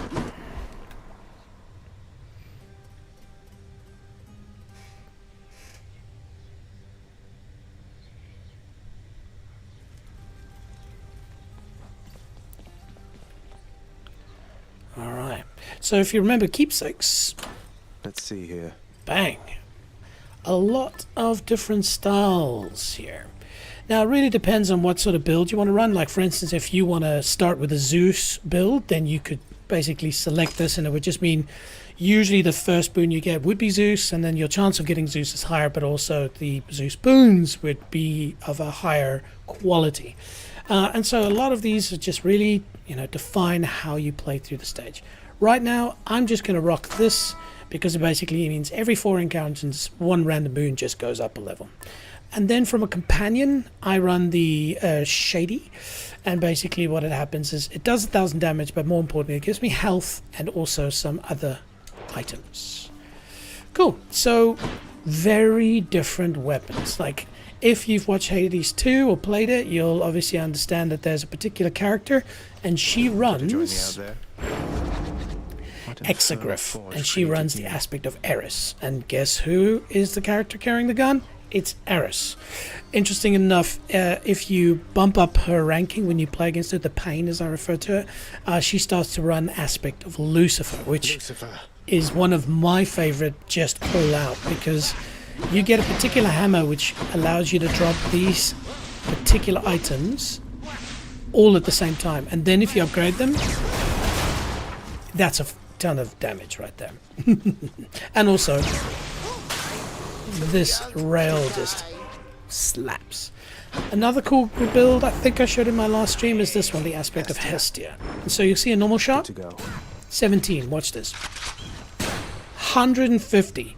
So it just means that you're literally running around going bang, reload, bang, reload. So yeah, you get a thumb workout for that. My blade. Cool. You'll see load times take a while. So here we go. This Stygius, so aspect of Zagreus. So if you know the logo of the game, this is obviously his sword. And pretty cool. Stygius. Aspect of Nemesis, Poseidon. This is also one that I've run quite a few times. So basically, again, Hades 2, your cast is like the circular defensive zone that you drop. Whereas in Hades 1, your cast is these crystals. And they're quite powerful. I do actually miss that. That was quite a cool function. Okay. Okay, and so we've got aspect of Zagreus again, Achilles, Hades, and Guan Yu, which is quite powerful. I think I'll try this one. And so we have aspect of Zagreus again, aspect of Chaos, but these two, the aspect of Zeus and aspect of Beowulf, these are the OP ones. This, for instance, with a Zeus boon on the special is devastating because it'll just shock the out of people.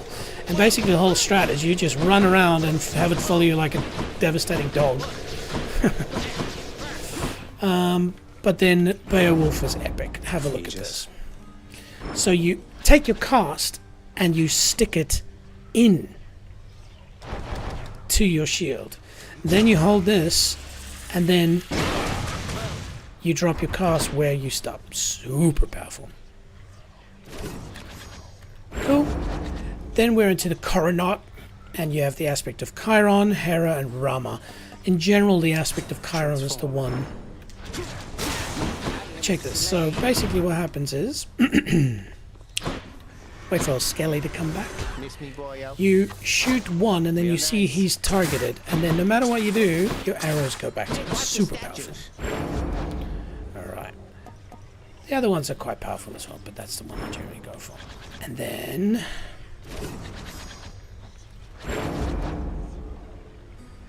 this is the one that Vidas was talking about. So I have run this quite a few times. It keeps your thumb really busy. But basically, when you give a dash upper, you maim your foes. Alright? Watch this. So, also it just looks cool. So basically, if I punch, 60. If I dash strike, not that big a deal. But if I do that, you see the 3 slashes, like claw marks? Bang. So let's just go through that again. So, face, bang. So heavy attack, 2 rapid dash charges, or a dash upper afflicts maim. And so foes take 25% more damage, but dangerously they also do more damage. So you've got to be careful about taking a hit. For 4 seconds and then boom. So firstly, this is useful. That wasn't actually the maim, that was just me doing that. You also have a rising cutter, which is just pure triangle. Very powerful, but the maim is bang. Now you see, now I will do a lot more damage. 75 versus 60. Alright, it was your call, Vidas. We will run the Gilgamesh. All that damage? That was nothing, pal. And so I referred to pain before. It's the pact of punishment. And so the whole idea here is you can ramp up certain things about the game to make it harder. So all foes do more damage. Any life that you get is worth less. Things cost more. And so you can basically configure the game the way you want to. I'm going to have a bit of fun here, and I'll leave extreme measures on 4. That means that the final boss, which is Hades, spoiler alert, the game's called Hades, it's going to be his hardest one. And especially running the Gilgamesh build, it's going to be a challenge for me. Also, playing Hades 2 maps your brain in a particular way. Then when you get to Hades 1, you have to remap your brain, basically. So, cool. We'll give that a go.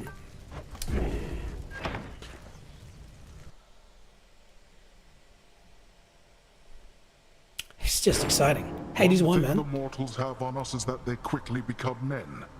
This is the Fury Megara. She shall accelerate the process in your case. Okay. See you again soon, Meg. Cool. So we have a hammer. So just a reminder, we've got maim. Go sulk someplace else. So this is very much a melee build. Melee.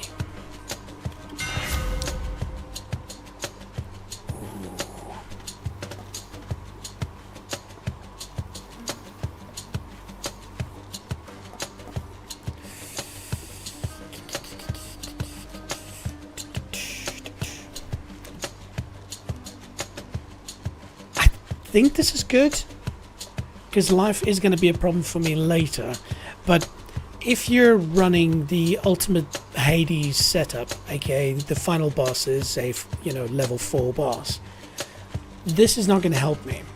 I need to be more powerful at a longer distance, and that's one of the problems with this particular build is you're going to have to be in Hades' face to beat him. Vidas has definitely not made it easy. But holding the special for longer range and up to 100% base damage, I think I'm going to go for that. That just means that I can stand back, hold special, very similar to an Omega attack, and yeah, we'll do that. So let's give it a go. See how much damage that did? More. Cool. And if you remember from a few minutes ago, I said I'll try and do something. Does this look familiar? Yes, it does. Fishing time then.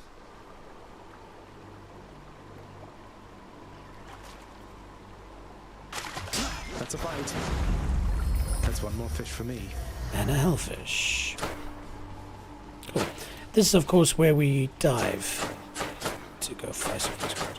By the way, you'll notice that I have a lot of dashes. And I think that I get additional dashes. Let me just double check that. Yeah, so you get 2 rapid dash charges. That's right. So, shoot them very fast.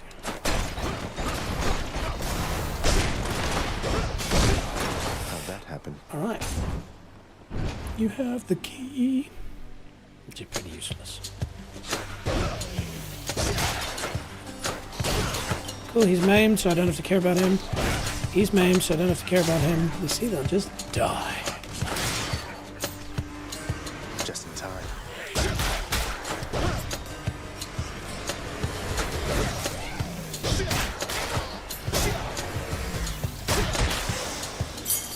Easy money so far.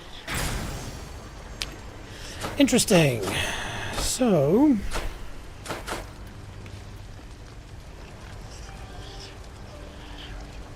I can run Demeter. Demeter has one particular thing that I really would like to have. And so even though it'd be good to get Artemis, I do want a particular thing that comes from Demeter. So we'll run Demeter. By the way, have a look at the bottom left of my health bar. You'll see there's this sort of golden amulet surrounded by that. Go and Google what that is. And then Google how much work is required to get that. It's one of the things that I'll take to my grave as an accomplishment in gaming. Anyways, okay. Let's go with Demeter. Time to fight. We'll leave him to die.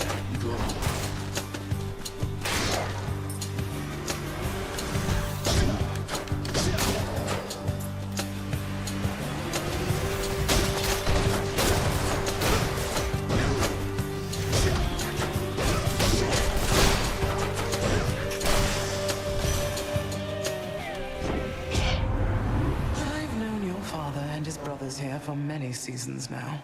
They bicker endlessly with me and one another. Interesting. So we did not get what we were looking for. Other blessings, maybe. Still didn't get what we were looking for. Ooh. Okay, then we'll go for Demeter's aid for now. Hopefully she comes back later. Cool. Health is going to be important as this is a melee build.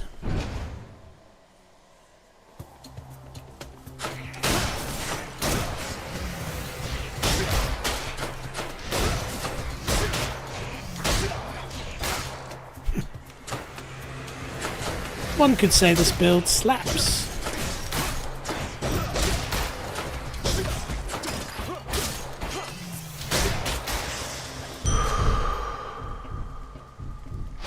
Good for the health. Cool, so you would have seen that this just upgraded to level 2, and that's because of my keepsake. Every 4 encounters, one of my boons will just level up, which is good. I forget about these things. We have to remember. Right.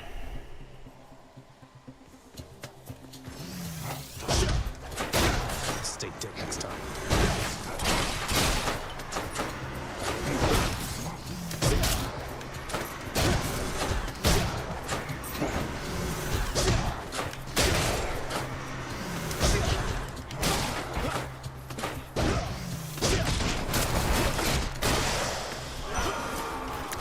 Very powerful. There is no problem war cannot sort out.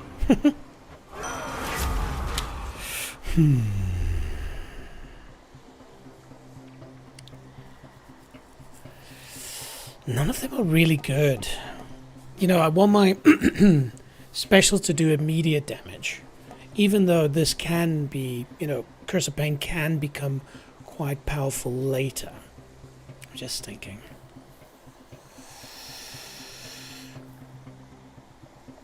It is kind of similar to the maim, because I'm going to be maiming them and running away. And so it's sort of a delayed damage. You know what? Let's run it, just for fun. And so basically what this is, if you don't know what doom damage does, is so you'll see here that it takes a brief moment, and you'll see there's a sword above their head, and then it comes down and it does a considerable amount of damage. And so there is a delay.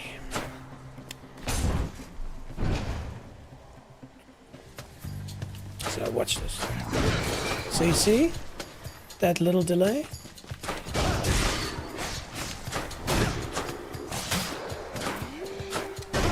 In the beginning it's not that big a deal, but trust me, eventually you can unlock certain things that can really make it quite powerful.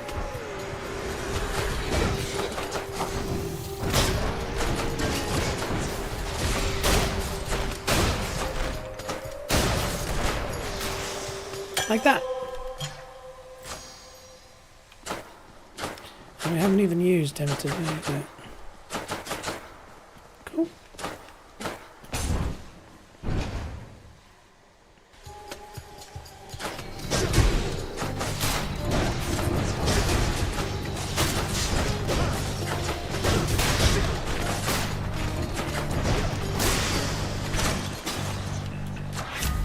health. That's a chunky monkey increase in health damage, sorry. Ooh, oh, this is so damn, that's tricky. I tell you why, I would like to go down to Chaos. I definitely would. You can unlock some seriously powerful stuff with Chaos. But Aphrodite is a near damage specialist.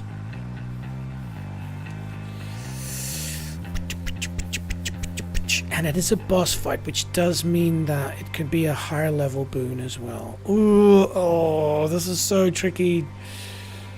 Fine. Let's go see. And then we watch out. Wait for the lasers to finish.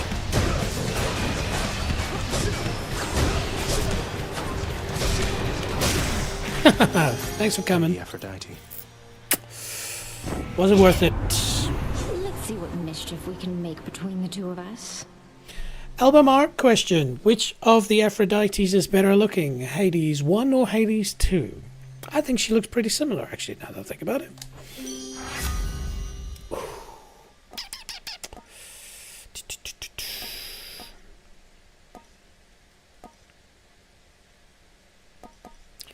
So I did want the attack.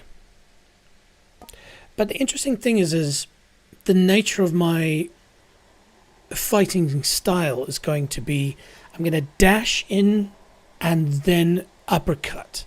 And in this case, your dash deals damage where you end up. So I do additional, but then I inflict weak. What is weak? For 4 seconds, they do less damage to me. That's very useful considering it's a melee build. So I think we're going to go for Passion Dash, not just because it's... So see, bang. You see that? Basically, as I get to them, they get damaged by my dash, but they also get slapped in the face. And if they hit me because they're weak, I take less damage. Oh, we got a new joiner here. Yellow Ing Harpoon Airpoo. Wow, how's that for a name? Best viewers. So this is something I've noticed. In certain streaming systems, you get people that jump on that I don't think are real. So hey, if you're real Yellow Wing Harpoon Airpoo, say what you think about Hades. If not, please ignore that message. Alright, cool.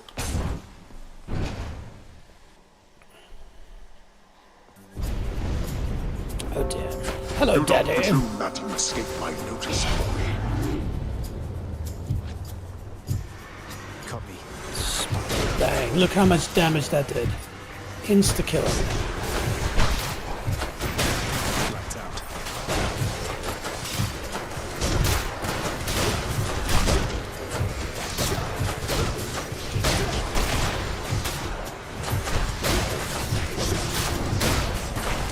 So far, a good combination, actually. Ooh, and we can activate Demeter. See, she basically just does a little unhappy tornado. But to be fair, that's probably more like a hurricane, but anyway.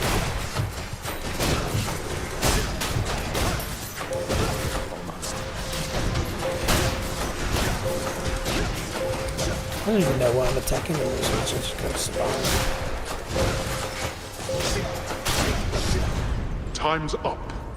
Yes, it is. Alright. Gods grant me strength. I think we'll continue with the Doom, because there is a point where I can, if I'm lucky, get a particular boon that will allow me to doom a lot of Doom. That's a technical term. Doom a lot of Doom. Alright, more health. Can't say no.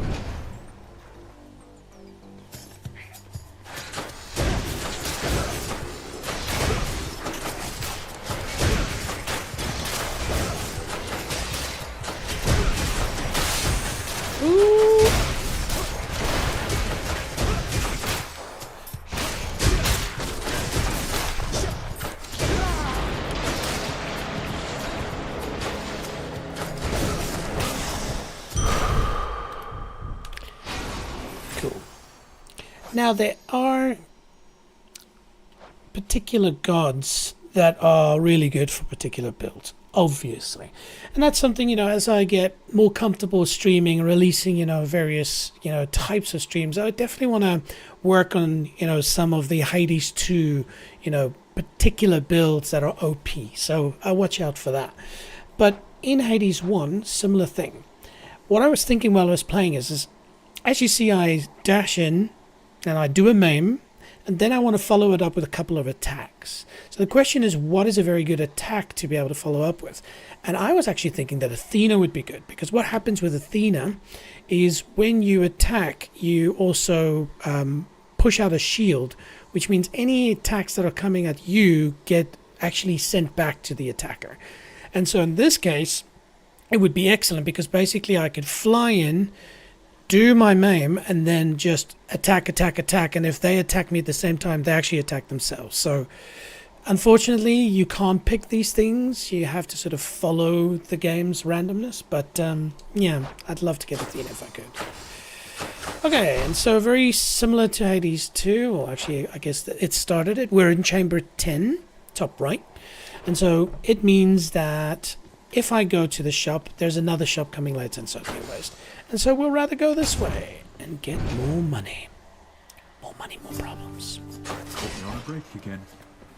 Hello. Sir. By the way, Vitas, if you're still there, I don't know if you noticed this, anybody else watching this, it is really such a cool little detail. When you're in Hades 2, get to the place where you meet your dad and now your mom as well. Have a look behind them. Alright? I actually saved an image of it earlier. I don't know if... Actually, you know what? I want to do this. Guys, hold tight. I'm going to try and put in a random picture on stream here. Hang on. We're going to try and make this work. Image. And it's going to be... Oh! You're always here for me, Baldy. Oh. Cheers.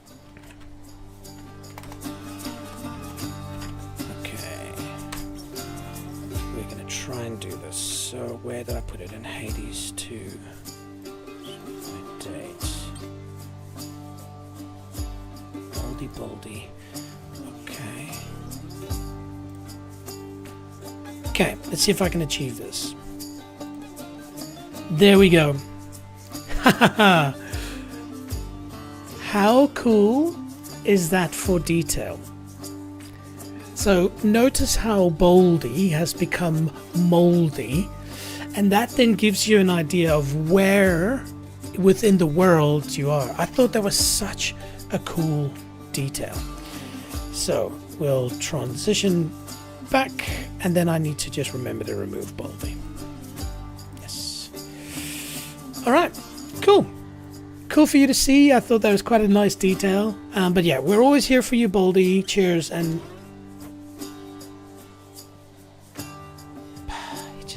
he just has such a way with words.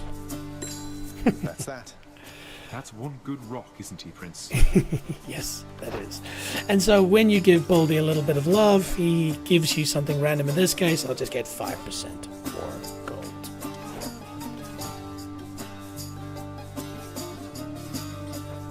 He said something very bad. That shade in the background freaked out. Hello, Highness. You're looking well enough.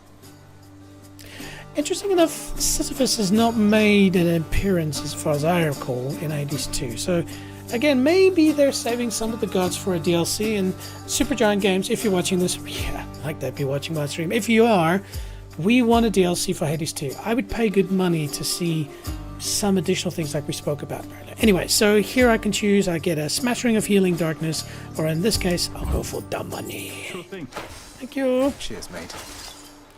And then we get more money. More money, more problems. Sure.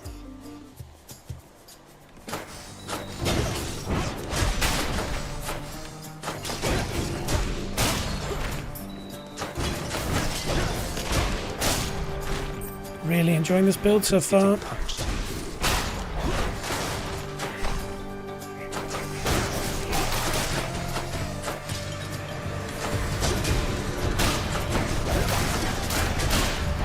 Gotta get out of the way here. Ow!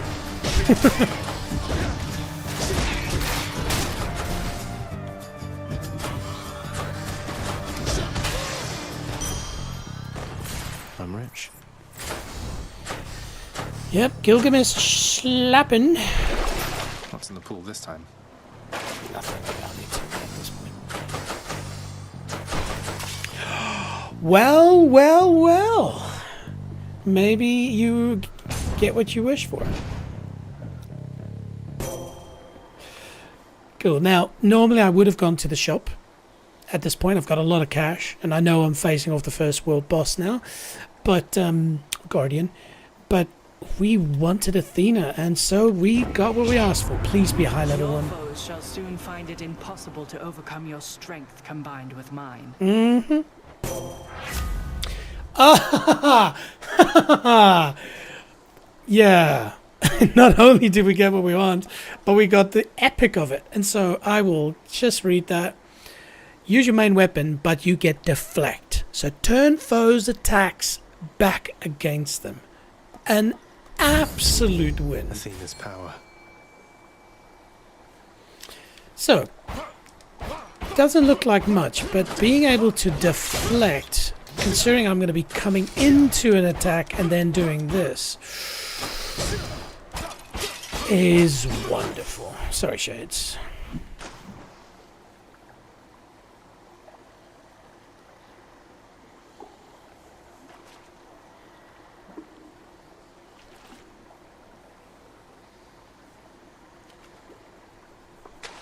Got a bite. It's a skiller scion. By the way, there are so many different techniques to fishing in Hades 1. I'd like to figure it out in Hades 2, but because I'm running Tula the whole time, I don't actually need to do fishing.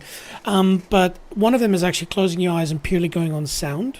I've always tried to figure out what is the fastest way. There's also, if you look maybe in the game concept, maybe 2 meters above where the actual fish is bobbing, or the float is bobbing, is as the fish strikes, there's a white line that appears, and that white line travels top down, and so it kind of gives you a peek before where you're focusing on. So there's 2 ways that I've found to do it quickly and accurately. Again, I'm sure there's a faster way. All right, so we're facing off against potentially our girlfriend.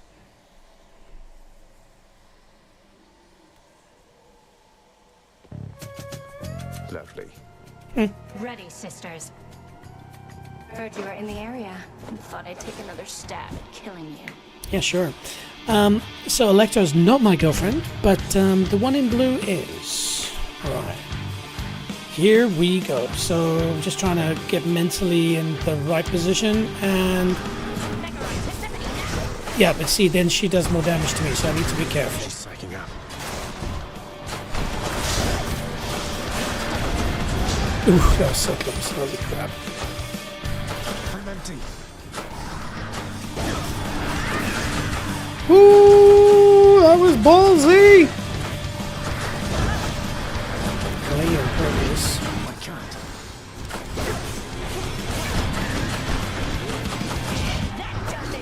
Uh-oh. Is it something I said? Ow.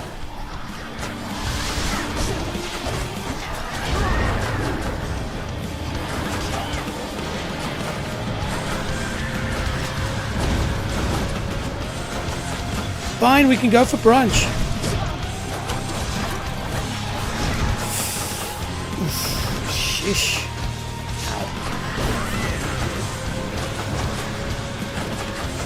Let's just run. These pants don't make you look fat.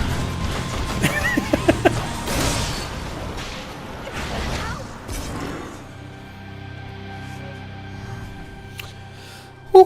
Got her.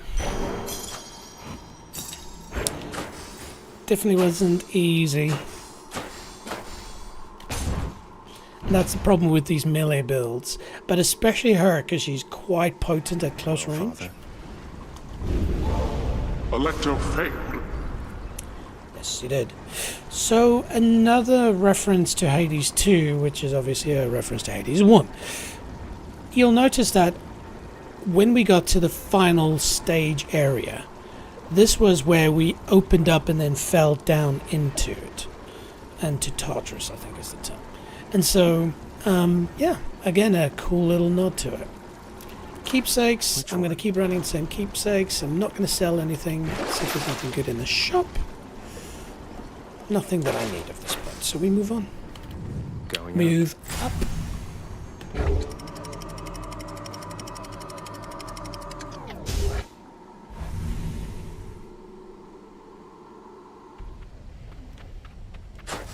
Made it to Asphodel. Yeah. Hello, Asphodel. Through all that, the way to the surface. Apparently the summers here are quite hot. Getting a lot of life. This is good. Melee build, we're going to need it.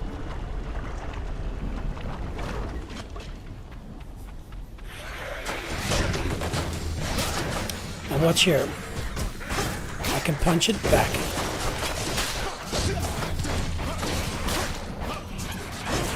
See?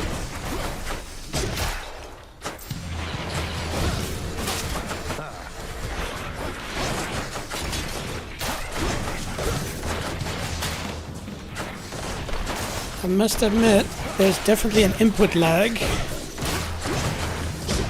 And I think that's because it's not just running through a wireless controller, which is something I noticed through playing through Steam. I feel because it's wired, there's just a little bit faster connection, maybe.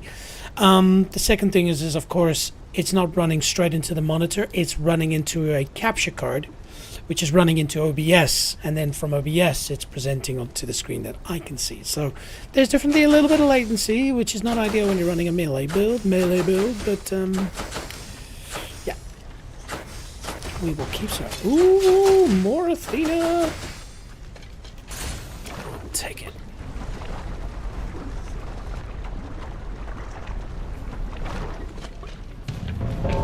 Oh dear. Thanatos. Looks like I got here just in time. Let's get this done.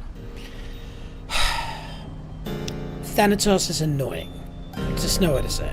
Especially when you get into deeper hardcore levels, all it means is you just lose a lot of life for not much gain. But anyway, let's do it. I think you can beat me. Yes, I do. Occasionally, yes. Luckily, I just have to slap these guys once to rack up their kills. Excellent.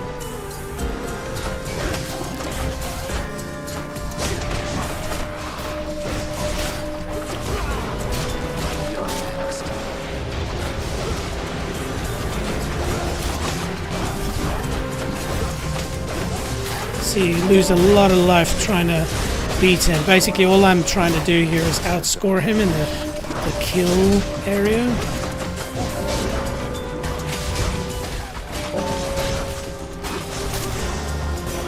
Which we did convincingly. In the name of Hades.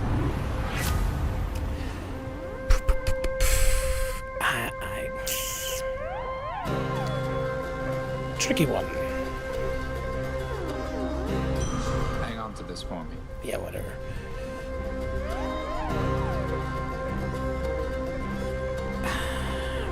This is a tough one because the Doom is delayed, but I know that I can get quite a powerful Doom out of it. I just want to have a look here.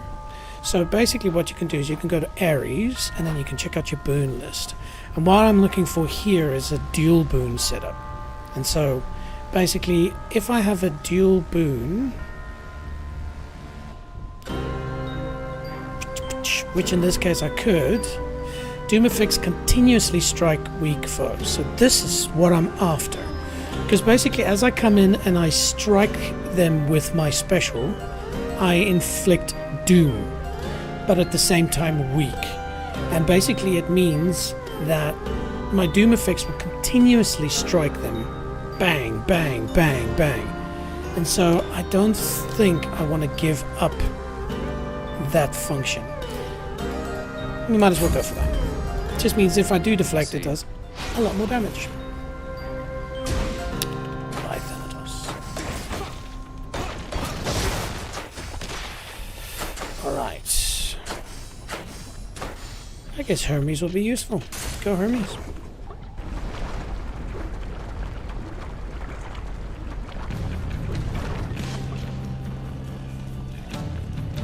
help you?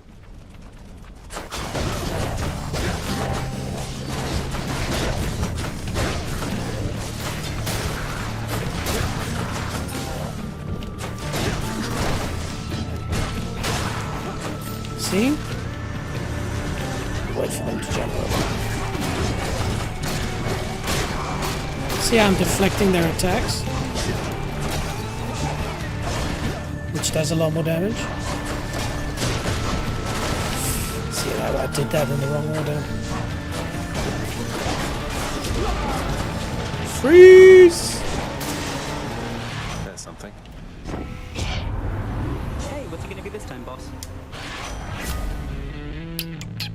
I haven't even used my cast yet.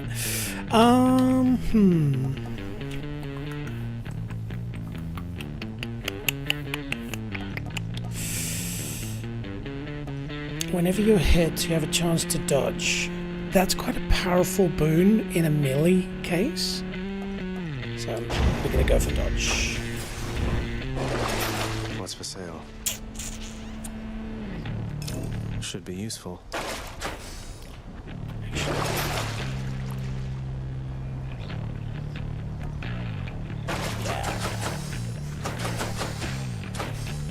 Do you hear that noise? So that was a key thing in the Hades 1. They've made it a bit easier in Hades 2. But in Hades 1, each level might have a random task for you to do, and it won't point it out to you like it does in Hades 2. In Hades 1, you'd have to listen out to it, and there we go. If I had seen this, I wouldn't have spent that money on upgrading my health. But anyway, let's just have a bit of fun. I'll take what's mine. Do not so much as think about it. And now I can be reckless, because I'm going to get life. Not too reckless, of course.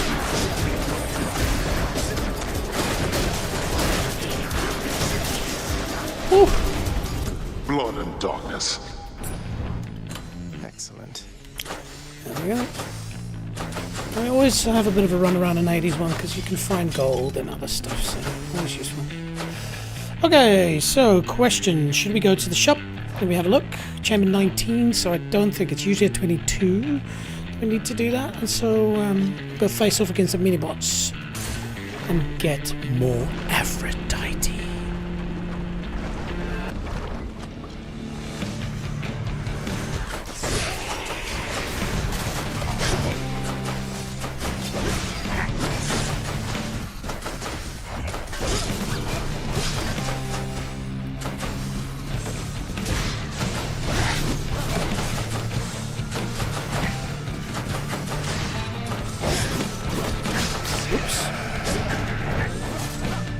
Okay, there's your dodge, bang, maim, and ink.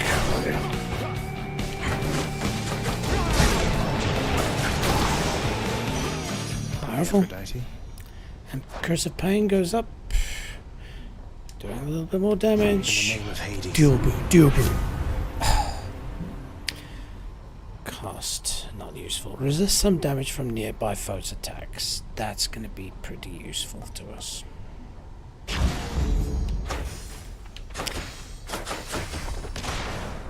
Again, this build is evolving in the right direction. We're getting the right stuff for our melee build.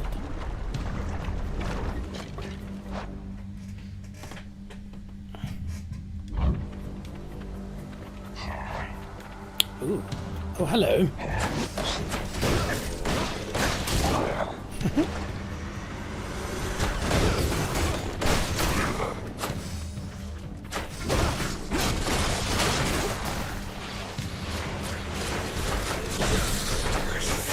Underestimated that.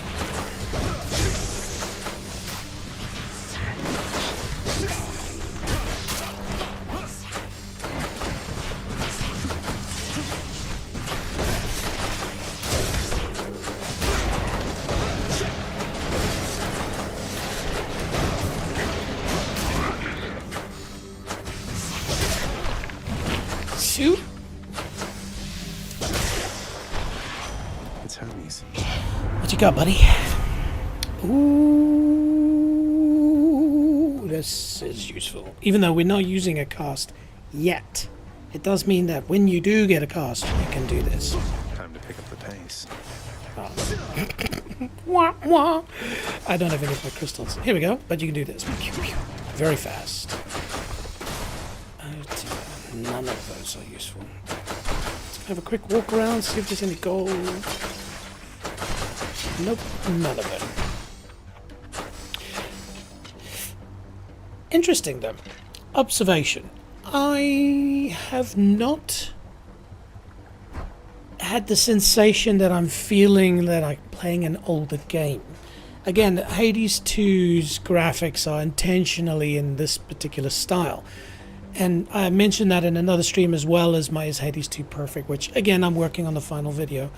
But because of the graphics, it doesn't feel like I'm playing an older game.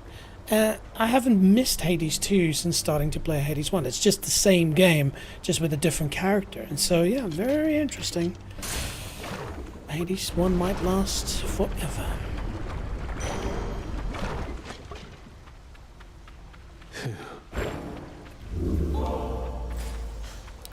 Cool.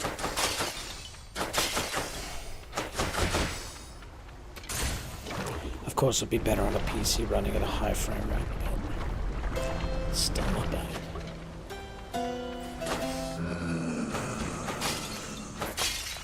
Oh, yo, what's happening, Charon? What's cooking? Good looking? Oh, I could get a dual boon here. Thank you, mate. Ooh.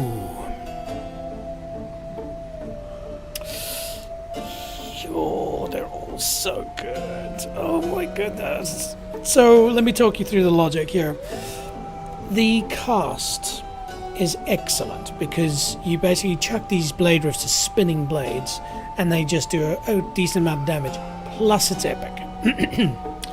The urge to kill, which, you know, it's very clear, it just makes everything do 13% more damage. Absolute win. Then of course duo boons are something you want to use. Your abilities that can deflect immediately activate doom effects. Okay, and so it adds a doom combo damage of 40. Really good. The thing is I am intending to come in, maim, and then do an attack or two. But when I think ahead towards getting at the end to Hades, Hades is so powerful and so fast. I'm going to get in and maim him and then basically try to get out, because if I mistime my attack, he will destroy me. And so even though I'm using the attack deflect, I don't think that I'm going to be using that.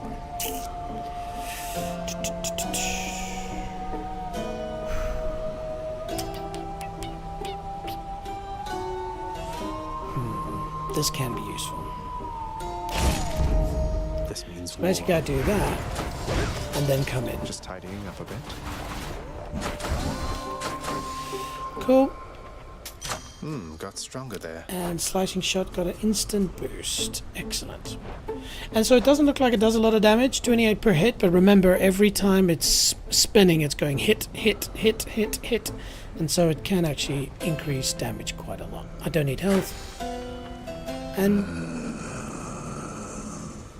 still a man of so many words. Alright, let's get going. Also, I'm going to start speeding things up. I'm talking about the game a lot. We should just play it a little bit, so let's do that. But something that I'd love to see in Hades 2. I know you missed me, Lenny, and I missed you too.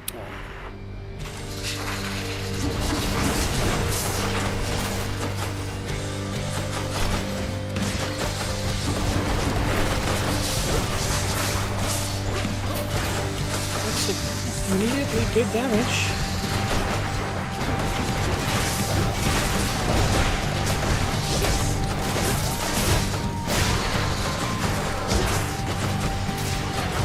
Ooh, slaps.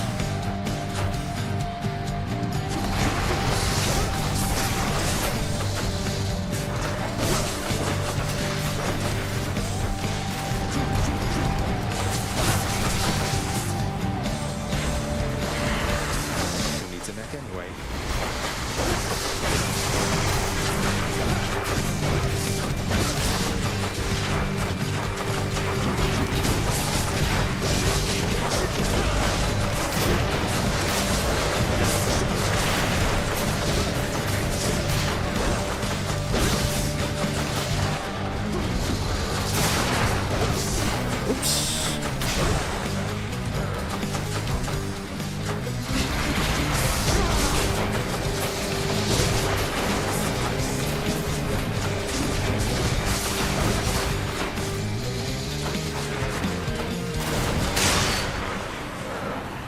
Impressive. Now I suspect, what time is it now? It's past 12 o'clock in Denmark, so our friend Vidas has probably moved on to other things, but he suggested this build, and the aspect of Gilgamesh is definitely slapping. As you can see there, I took care of learning really fast. Of course, it means you're in the thick of things, and that will come with a bit of play and a bit of skill, but yep, keeps you on your toes. We got the Pineapple Dealer. Watching gameplay of Hades 1 after 80 hours of Hades 2 makes the game seem so slow. Interesting point, that actually. I'd like to ask that question back, Pineapple Dealer. Are you saying that Hades 1 feels slower or Hades 2 feels slower? I suspect he or she is referring to Hades 2, because Hades 2, you don't have this ability to multi-dash, so the fighting is a lot more frantic. But I have found in Hades 2, when you run certain builds and you get certain boons, it can become quite fast. But good point, Pineapple.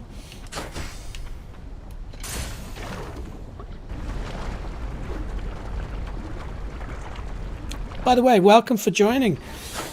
Oh, thanks for joining and welcome, is what I should be saying. Really cool to have people watching my stream. You know, it's a big deal to me, so appreciate it. And hey, I want your feedback. You know, where are you in the world? You know, obviously you've played a lot of Hades. What did you find about Hades 2? Is it not as good as Hades 1 in your books? Love to hear. Cool. We'll keep running the same aspects, the same keepsake. And none of these are useful to me at the moment. Closer.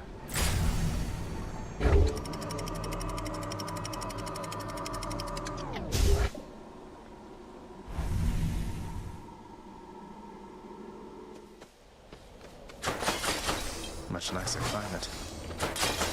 Now there's a lot of discussions about which biome or which area within Hades 1 is the best and which ones are the worst. And I do find this area to be a bit annoying because of the type of monsters and bad guys you fight. Of course, the last area where you fight against rats, that's 100% the most annoying. But I find this, I don't know, there's something in me that never looks forward to this part. Anyways, let's get a hammer. Let's get a hammer. You again.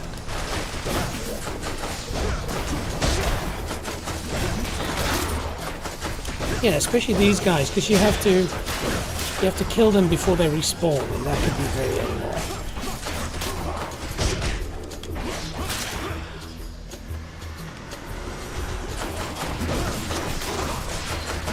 Jeez, old Gilgamesh.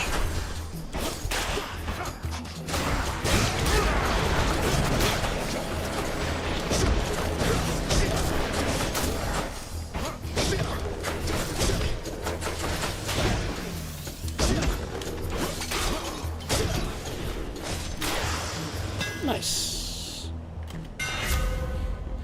Dash upper deals 100% damage in an area. That is very powerful. Why? Because that's the main part of our build. We are maiming. This is an absolute win for us. Dash strike, not so important. After using your special, deal 90 damage in an area where you land. That's also quite useful because obviously I come falling down after I've done this. To be fair, it's a no-brainer. Explosive upper. I think we're so lucky in this run. We're just getting a lot of the things that clearly make Gilgamesh work well. So dash upper, that's what we need to do for maim.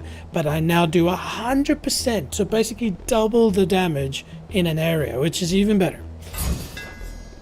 Perfect. Pineapple Dealer asks, how much Hades 1 have you played?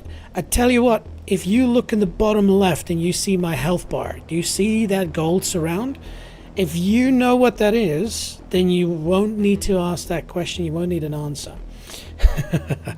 Basically, I think I've had 577 runs, something like that, which successfully about 430 of them. I've played a decent amount of Hades 1, to the point where it's probably, if I invested that time in studying medicine, I could have been a doctor. How about yourself, Pineapple Dealer? You're an old Hades 1 stalwart veteran. Alright. Health or more boons? You see, again, because we're running this keepsake, all my boons are randomly just going up in level, and that's powerful enough. And because of that, I'm not too fussed. I'll go for health.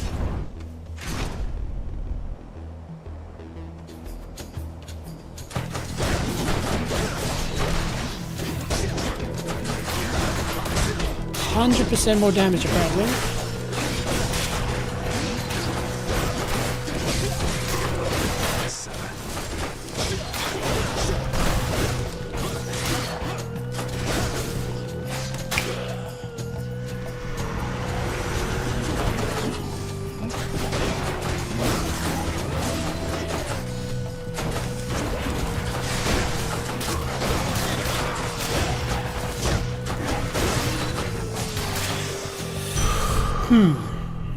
Something I was thinking about while I was letting my subconscious do all the work was actually I would like to enable a item on my stream that will show you what buttons I'm pushing, because especially in this build there's an awful lot of button pushing happening. That's a relief. Interesting to see.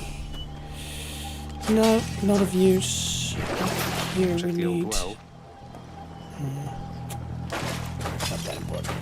Okay, and so again, we just have a quick look. We're chamber 28, so it's... Ooh, I have about 200 hours on Hades 1, Pineapple Dealer says. So yep, definitely a veteran of the game. I was asking Vidas earlier, Pineapple Dealer, what is your favorite weapon combination? Aspect of Gilgamesh is what Vidas recommended, and we're having fun with it. I love both games, yes. I love that. There's some people that have said one is better than the other. As I've said multiple times to the point where it might be annoying, I think each of them are their own individual games, and that's such a good job by Supergiant Games. You know, if you like Hades 1, great. If you like Hades 2, great. But if you like both of them, you're just winning because they're awesome in their own right. Awesome. So, Pineapple Dealer, you clearly know what you're talking about. What do you say about Hades 2 being a perfect game? Because in my stream where I said, is Hades 2 perfect? Spoiler alert, I got to the point where I said, for its individual game, as a sequel, I thought it was perfect. What are your thoughts? Anyway, let's get out of it.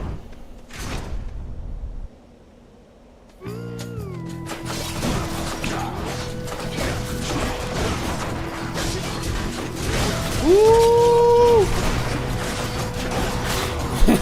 Yeah, right.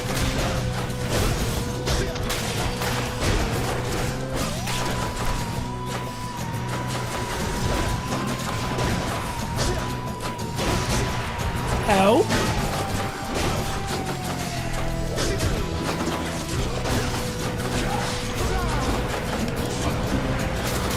Definitely taking some damage.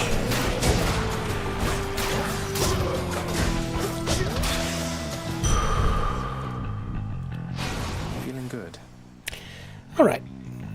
So, something on my mind.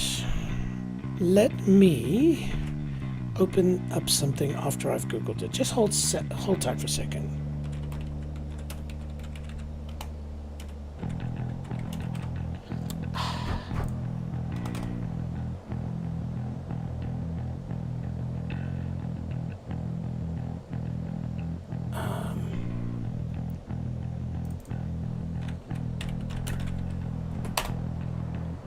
Geez, I hit that enter button really hard.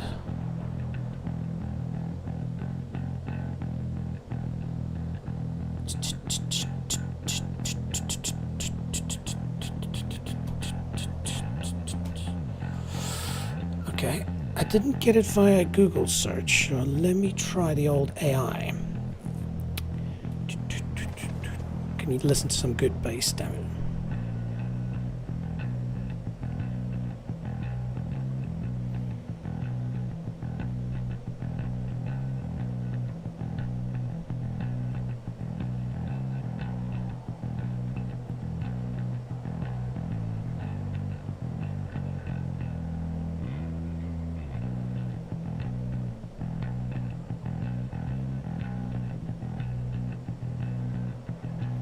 see if I get that from AI.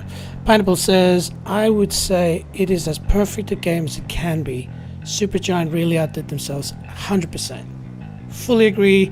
Pineapple Dealer, you, my friend, are a Hades 1 wizard. It is just more of the same good thing, but again in a different way. So completely agree. All right, so we're letting old ChatGPT do its thing. And while we wait for that to happen, shall we continue? Okay.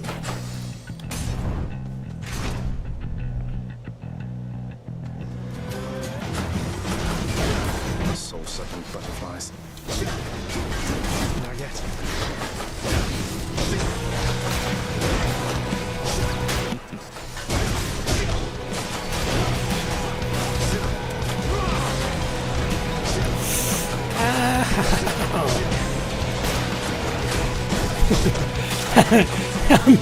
I must admit, as a gamer, I feel pain, and that's one thing that happens in Hades 1 is you tend to get hurt a lot. So let's see. Okay, so I've got a response, and so it's called the health badge.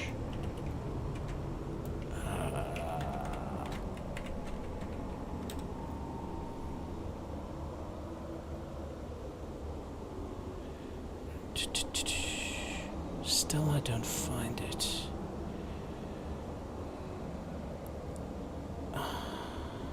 That's annoying.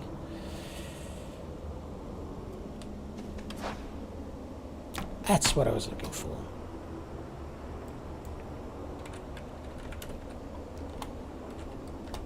Okay.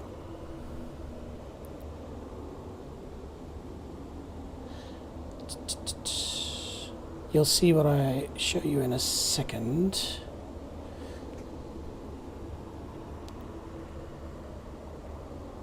Actually, let's see. Because I keep asking this particular question on my stream when it comes to it, so.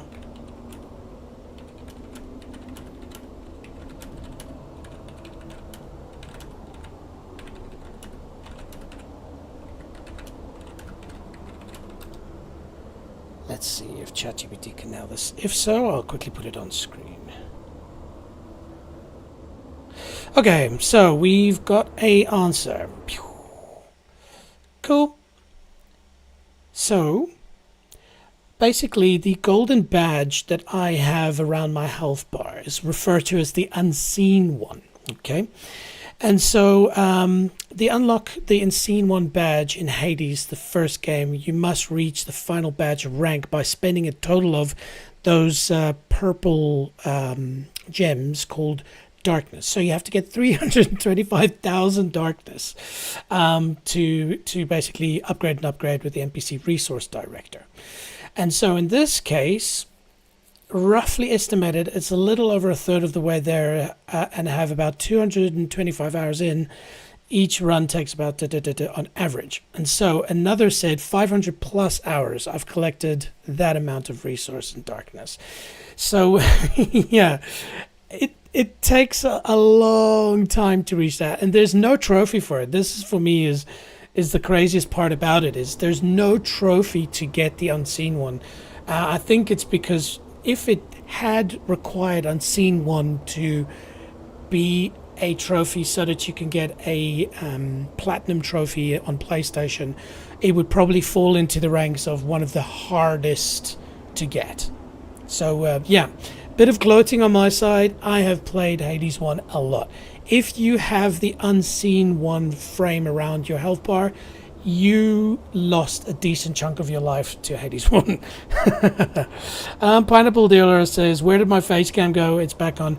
I rotate between you being able to see my face and not, especially when I'm concentrating on stuff. You know, like I'm Googling and typing. I don't know about you, but I'm one of those people that as I type, I talk in my face, and it's not a good look. But yeah, thanks for spotting that, and I'm back. Cool. In the name of Let's keep swimming. Ooh, okay. See, this is very good. So again, I'll take my face out here.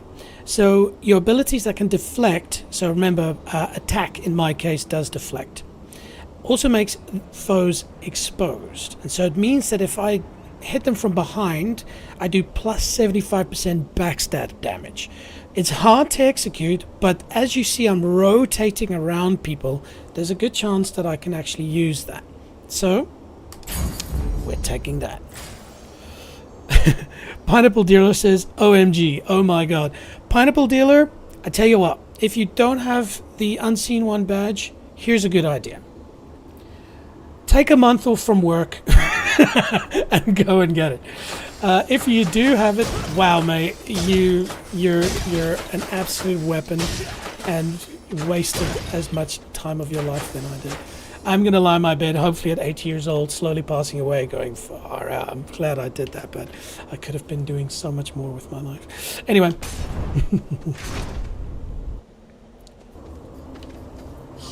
I'll destroy you.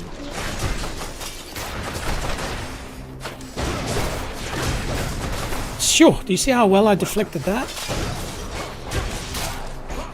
Yeah.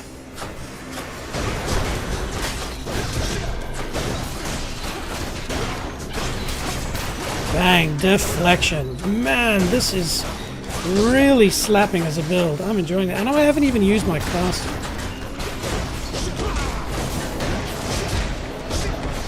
See how I'm not scared to get involved in the middle of the fight? Destroyed as promised. Yeah. Good enough to eat. I think dash is definitely it.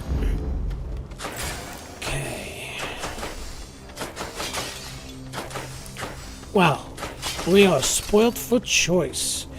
So as you can see here, I can still do this descend and get powered up Aphrodite. That is hard though, because basically what happens, similar in Hades 2, you've got this little statue you sometimes run into, and basically it'll give you a little upgrade if you can beat the particular monster without taking any damage. In that scenario, you can take a little bit of damage, and in this scenario, you can take 0 damage. You take one hit, bang, you get a onion for your trouble. But unfortunately, with my up close and personal build that I'm running now, it's not a good idea. Also, we can descend to chaos. There's probably something in there that's super juicy, but here I get 2 boons, so it's a no-brainer. Might get back on the grind then.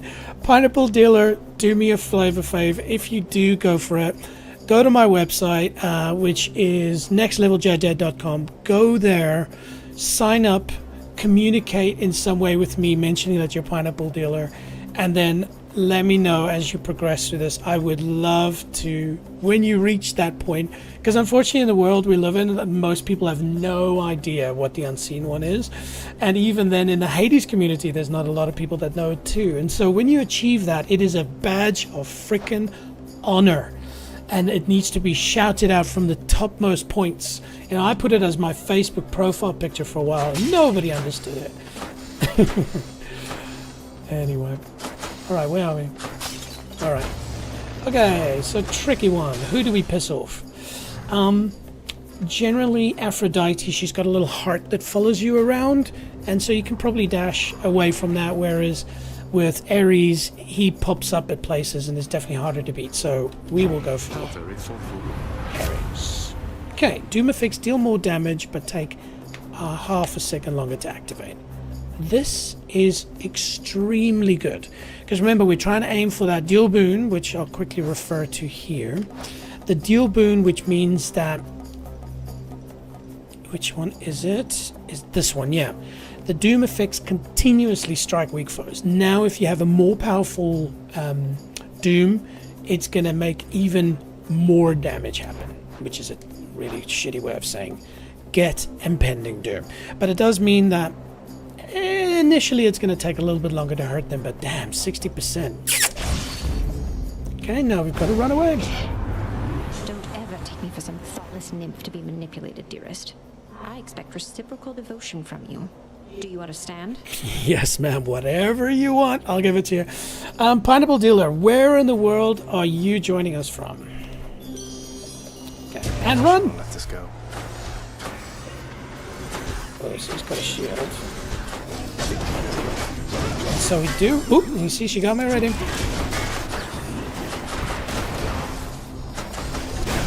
Gotta keep away from her.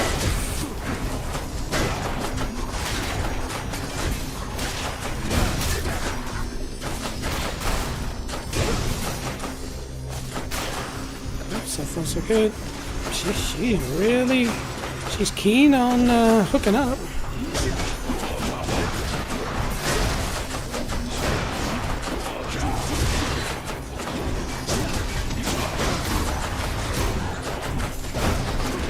It's regenerating. Whoa.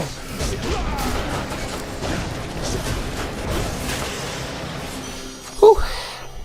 Tell you what. This run is keeping me on my toes. Kissed and made up, dearest. Just do not anger me again, or I might come down and kill you there myself. I guess it's a date. Ooh. They're both good. Both being Dying Lament and Sweet Surrender. So, Dying Lament is fantastic, especially when you get to the stage where you have all the rats in it. Watching from Norway. Whoa, Norway. Whoa, man. Norway's cool. I've been to Oslo. It's freaking cool. And it's really cool right now, I can imagine. Also, desperately wanted to get more north into Norway. Summertime and see the fjords, but wintertime, a friend of mine went up into the Arctic Circle and just said it's an experience of a lifetime. So Norway is very high up on my list to go again. But yeah, I did go to Oslo and I had a really, really good time there, actually. Let's just check this out. Let's go images and go over here. So for those who don't know, Oslo is a stunning city in Norway. You know, really cool design architecture. I've actually been at a few of these places. I actually had a client in Oslo. That's why I went there. But very similar to Copenhagen, you know, and this juxtaposition between something modern, but something with very, very old Viking history. Oslo ski jump. Yeah. So that's quite cool. At the top of one of the points in Oslo, they've got this massive ski jump, as you can see there. It's really cool. I was very fortunate. I had a hotel room booked right next to it, so I went and checked that out. It was cool. So, yeah, man, Oslo is freaking awesome. Question, have you ever been to New Zealand? You know, I think there's a lot of similarities between Norway and New Zealand. We're at the ends of the planet.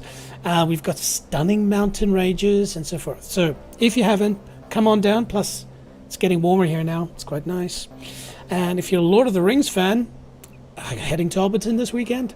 Okay, anyway, back to this. Dying Lament is excellent because when you basically kill one bad guy, little rat, it explodes, and it can sometimes create this sort of runaway effect, like just, you know, suddenly they just all kill each other. But again, our mind is on killing Hades at the end, and so this is not going to be useful. What is useful, even though it's quite low, is weak, affected people get more damage. That's what we go for. I feel fabulous. Wow. I'm exhibiting some amazing English at the moment. Weak affected people are taking like 10% more damage. And there I showed my South Africanism. Again, health is going to be important, so we'll do that. We're in Norway, by the way. Are you in Oslo or are you further afield?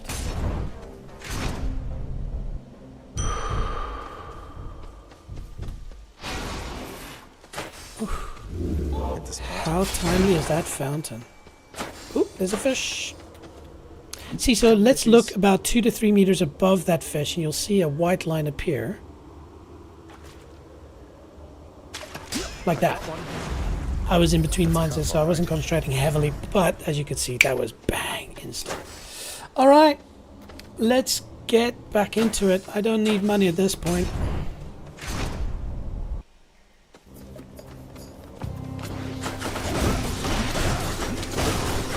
And then just let them die. I must say, I'm really liking this team.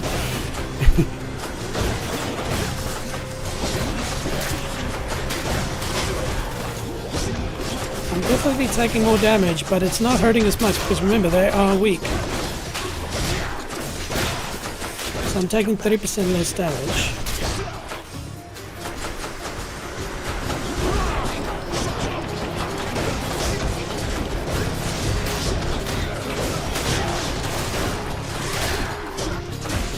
Fort regenerating. Yeah, that's right.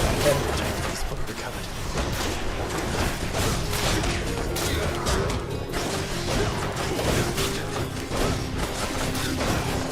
Man, my freaking hands are getting tired. Again, it'd be so cool if you could see all the buttons I'm pushing because it's almost like Tekken where you're just like smashing buttons randomly, but it's not random. There is some thought behind this. Pineapple says Stavanger, which is West Norway city. So interesting. So that'll be roughly towards the coast. Sorry, we're going to do it again, but I'd love to actually see because some of the cities in Norway are bananas. So here we go. I hope you don't mind us stalking you on the interwebs, Mr. Pineapple. But as you guys can see here, what a cool place. What? Look at that. That's amazing. And again, such I think the term juxtaposition might be the right one because it's in between, you know, some stuff that are very old. Like in Copenhagen, there's a particular area where you've got these beautiful colored buildings and they're hundreds of years old. So it's super cool. And there we go. So if anybody wants to know where Pineapple is in the world, he's here. And very cool. We can zoom out and see where in the world. Yes, so on the western coast, there's Denmark, there's United Kingdom.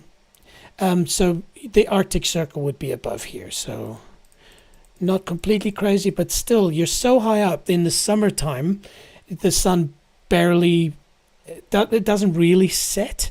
But also then in the winter, it means that it's pretty dark a lot of the time. Anyways, cool little journey there to Norway, and when I get up there eventually, because I lived in Denmark for 5 years, so lived in Copenhagen, and didn't get over to Norway as much as I'd like to, so definitely next time I'm getting up there, I'm going to go for a trip up north. Who knows? Maybe we can meet up with the pineapple dealer and get a bit of a tour of Stavanger, or however I pronounce that. Okay, where are we? Yes, a duo boon. Your cast gains any bonuses you have from striking foes from behind. Okay. The resistance from traps is very good, especially against Hades at the end. But what's good about Parting Shot is, remember, my cast is basically spinny, spinny, spinny. And if I drop the cast, move past the bad guy, they're going to turn their back to my cast and focus on me, and so they'll get bonus damage. So see, so do that and then I'm at the front of the bad guy. It's not an exact science.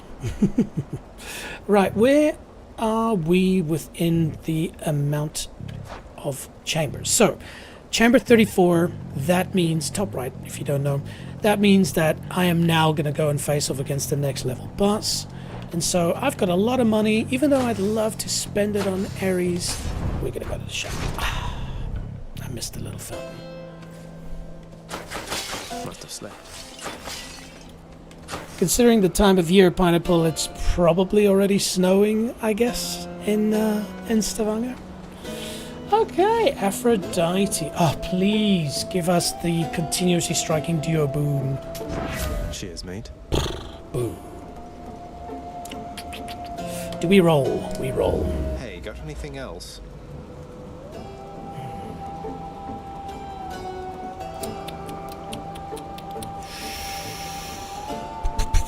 Let me do some research here. Let me make sure that I can get that. See, we already got this one. What we're after, which you can see there on the right, it actually shows you we already got Curse of Pain and we got Passion Dash, which means we can get this. And that's the dream one for us. Doom effects continuously strike weak foes. We roll for it. We roll for it. Usually I wouldn't do a 2 roll, but... Got anything else? Oh, the boo! Boo! Okay, fine. Broken Resolve it is. I'm all worked up. Yeah. Don't spend it all in one place, mate. Okay. That's such a juicy one.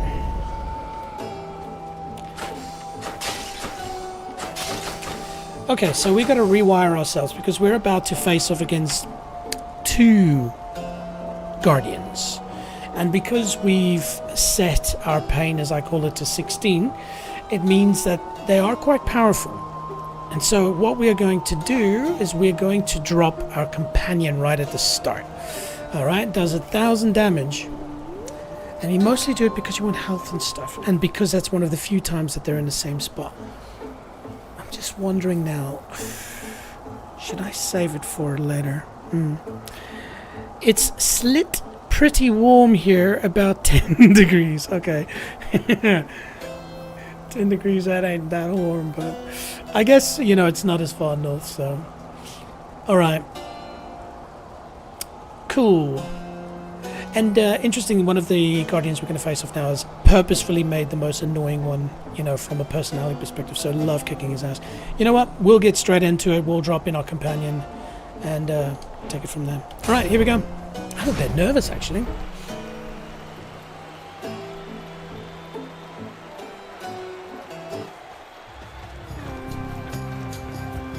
Come, Hellspawn, and get destroyed by the 2 greatest fighters in Elysium.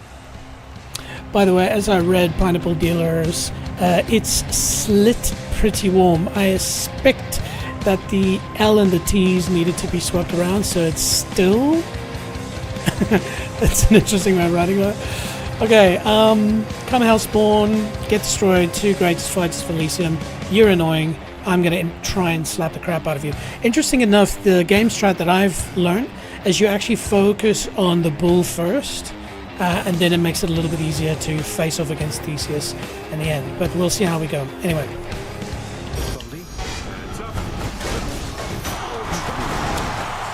Okay, decent start. Just be careful, because he will do more damage.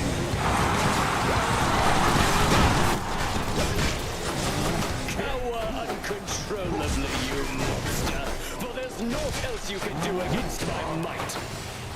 Really?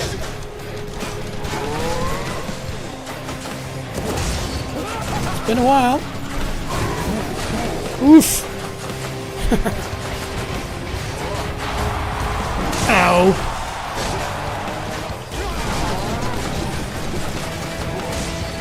Gotta remember to use my cast.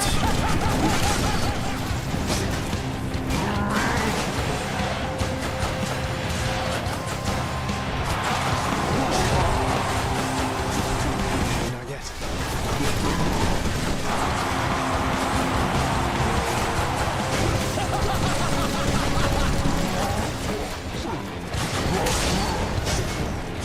I can't. Ow. I've got to be careful. It's not easy. I guess it's a precursor to the Hades fight at the end. See that?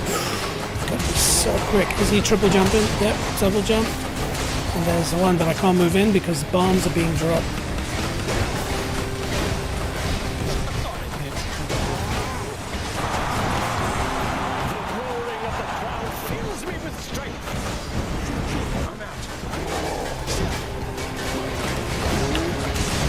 Good chunk of damage there. Oh no, bad place.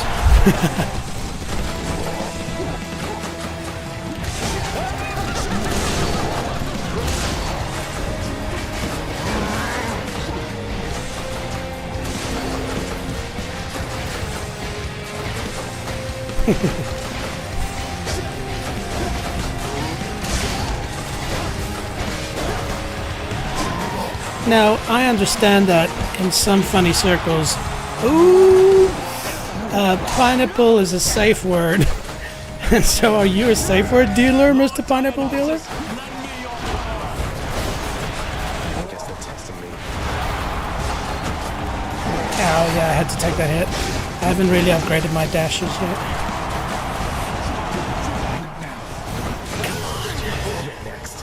Cool. Lethos is dead. And then bang.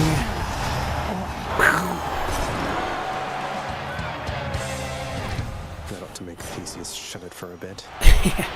Who says men can't multitask? I was busy fighting 2 bad guys and made a really terrible joke about pineapple dealer being a safe word dealer. All right, now I did mention this earlier. When playing Hades 2, there's a lot of nostalgia. There's a lot of things they added in that, you know, kind of go, yeah, that was something that I loved about Hades 1. There were 2 moments that I actually got choked up a little bit emotional. One was when I finally found my dad, but the second one was when I found my ultimate fan, my greatest fan. And so that's a little nod. A lot of people will notice it when they're playing this game. And so basically you'll notice there all of the ghosts that are there. They're a particular color and they're supporting, you know, the guys that I just beat. But then you'll notice there's a little banner with my face on it. Hello, supportive shade. And this is my greatest fan. So little nod to it. Very cool in Hades 2 that you can actually find it and then bring it back home with you. So very cool. Okay, took a lot of damage there. You shades enjoy yourselves. But that's why we pumped up our health a lot. And the good news is we can get a lot of that back. Now I'm just thinking, from a keepsake perspective, you definitely enjoy using the Palm Blossom here because you do a lot of encounters, so you upgrade a lot. But as we saw, I got slapped. And I'm just scared that with Hades it's going to be more of that. So let's see if there's something. This will add more to my life total. That's pretty good. Less damage from the front, which I guess is where I'll be focusing most of it. That's not useful.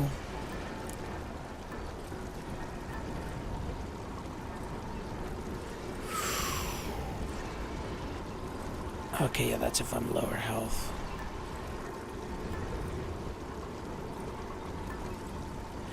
Yeah, that's not useful. And these are all the boons for the gods. Ooh, you see, that's going to be very useful. Okay, so in the final encounter, in each underworld region, so basically when I'm facing off against the boss, I'll take 0 damage from the first 5 times foes hit you. I'm not 100% sure if that means facing off against Hades. Well, if you're unsure, do some research. So we'll trans over to here and we'll ask. So, and see, that's why you don't want to see the camera, you don't want to see my face.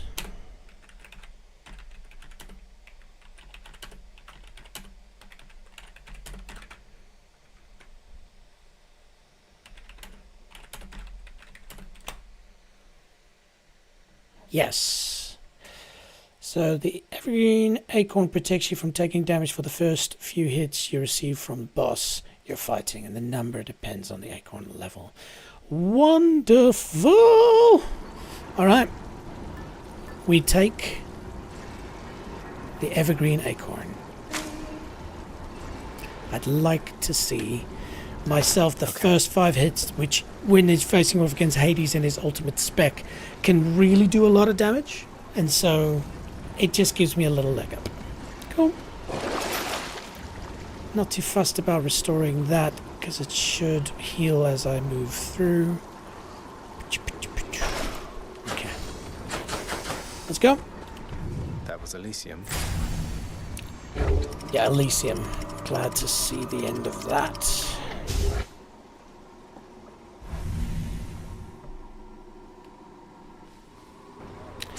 Cool, bit of gold. Just to get through Cerberus up there. Pineapple dealer. Shiny. Do you agree with me?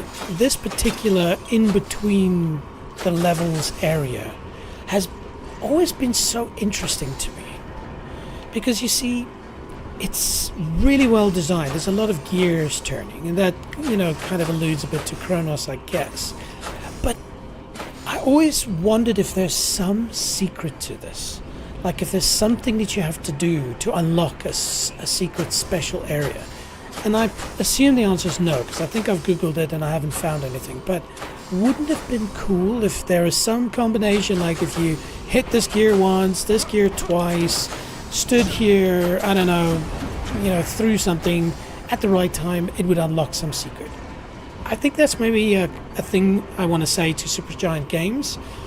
I find that the secrets in this game is lacking. You know, check behind the waterfall stuff. You know, like this is a prime place where they could have definitely put in something. Anyways, I digress. Let's go kill some rats.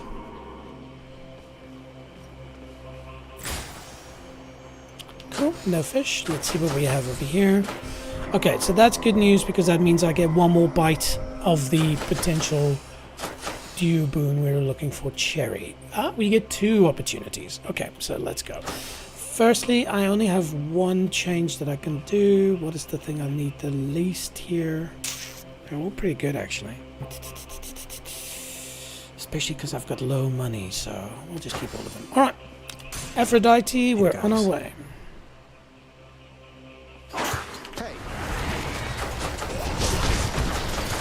Oh, I hate these poison dudes.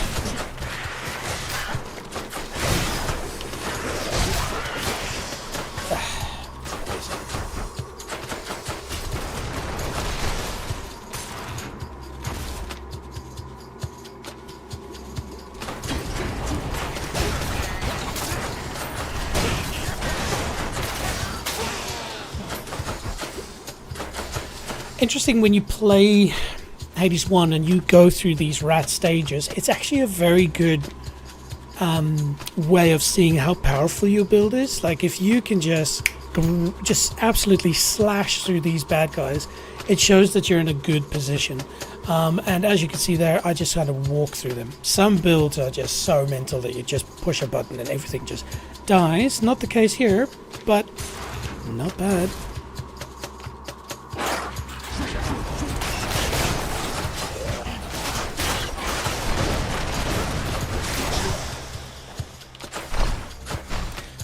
We can just continuously strike them with a duo boon. Man.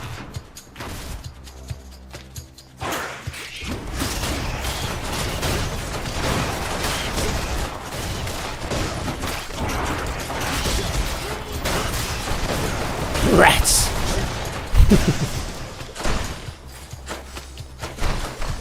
Cool. Let's go. Who are we facing?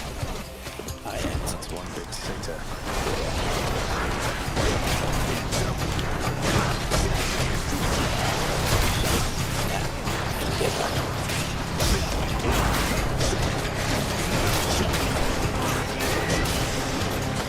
Yep, that was pretty good. Please. Yes.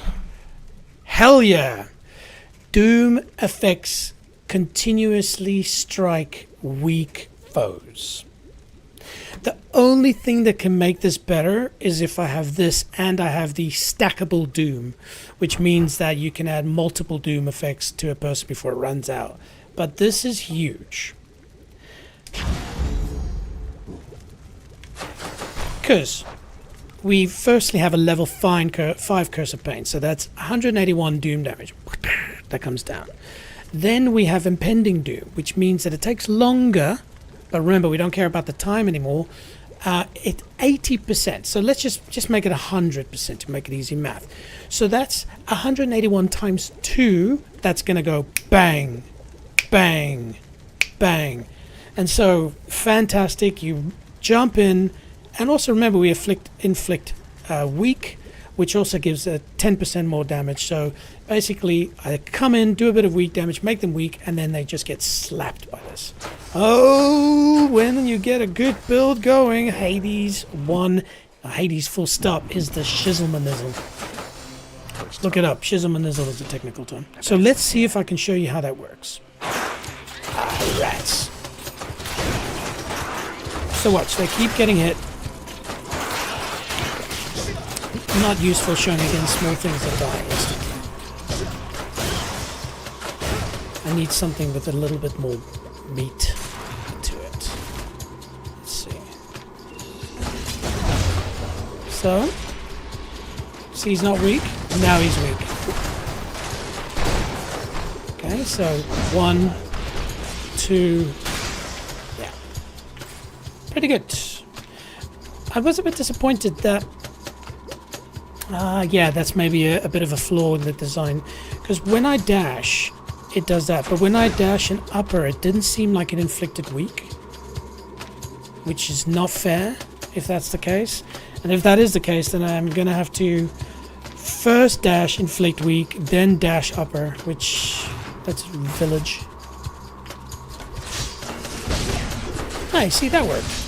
See, so slap, slap, slap, and then Maymins.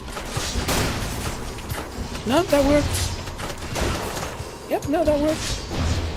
Hitting my face isn't the way. But there we go. Okay, so it does work. Good news. Found it already. Cool. A whole entire sack of something. Yeah. And bang. 345. That's probably the highest I've ever had from a health perspective. Out of here. So it's pretty good.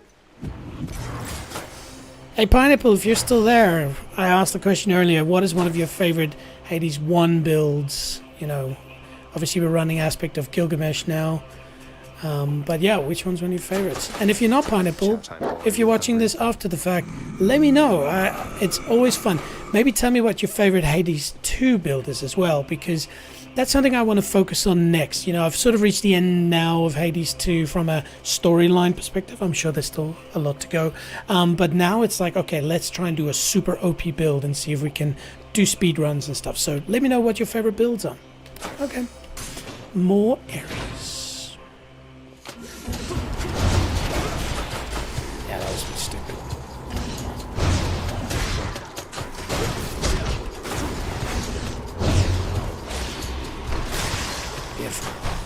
It does damage.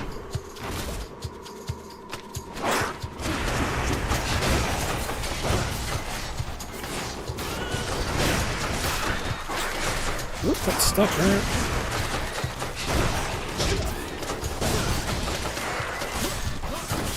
Just die, please. I hate poison.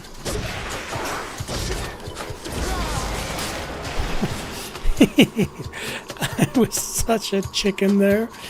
It's like I just didn't want to get poisoned out. Alright, here we go.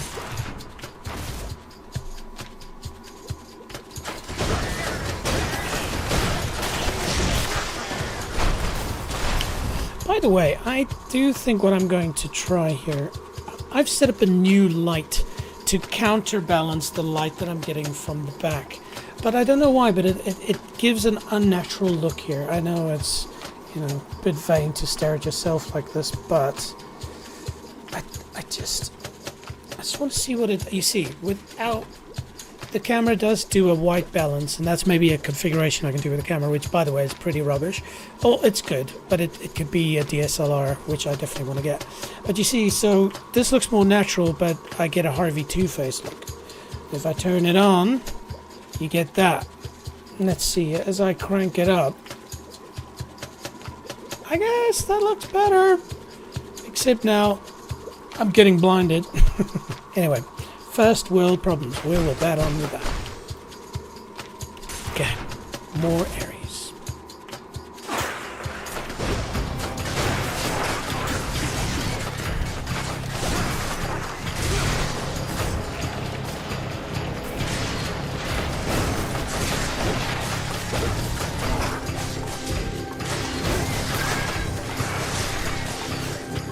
See, they're just taking damage. That's going to be very useful against Hades. I'm basically going to just run away from Hades.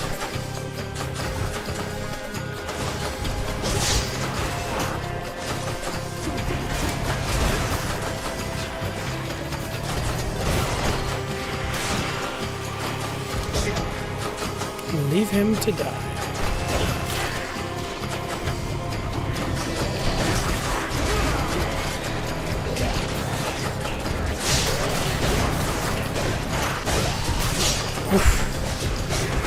Bit messy. I forgot the meta of this stage a little bit.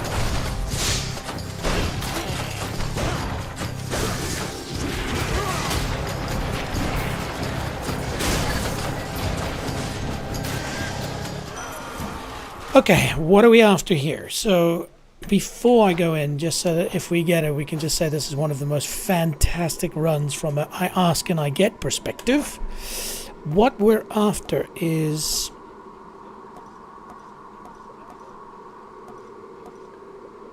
this one. Engulfing Vortex. Your Blade Rift effects last longer and pull foes in. Again, I don't think it's useful against Hades, but against other things, it just brings things into the middle. And remember, we want to have backstab damage, so that's not too bad. Let's see. Let's see. Yes. Yes.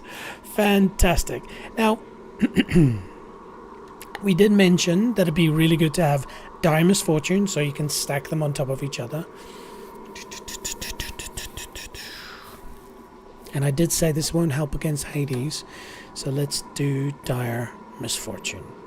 So it means that if I smack him with some Doom, and then I smack him with some more Doom, then is bonus damage for each stack. So it's not a lot, but then remember there's a percentage on top of that, so I'll take that.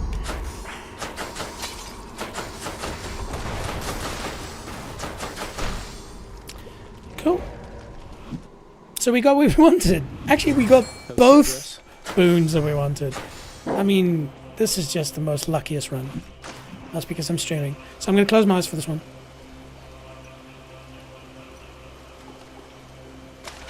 There. See? Genuinely works. You just got to be careful. Because I'm playing with the controller, it does have a vibration effect every time the fish yanks at the lure, and so you can get suckered by that. But yeah, keep your ears closed. Keep your ears closed. Keep your eyes closed, and listen for the soothing sound of a fish. Yeah, that's pretty violent. Never mind. It's not a real fish. Fish being caught. Okay. We don't need these, but might as well. Why not?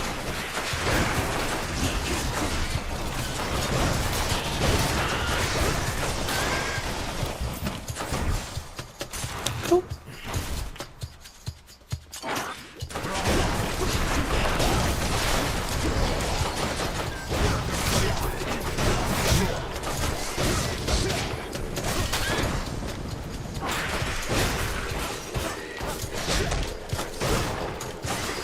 See? Stacking that Doom. To be fair, that wasn't the best one, actually, but... Can't do that.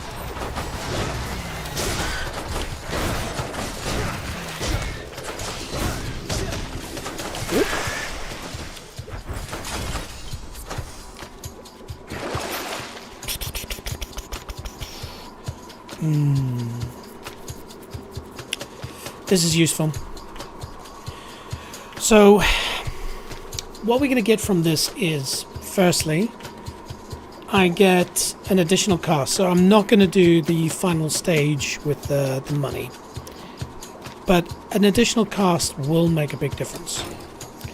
Then this.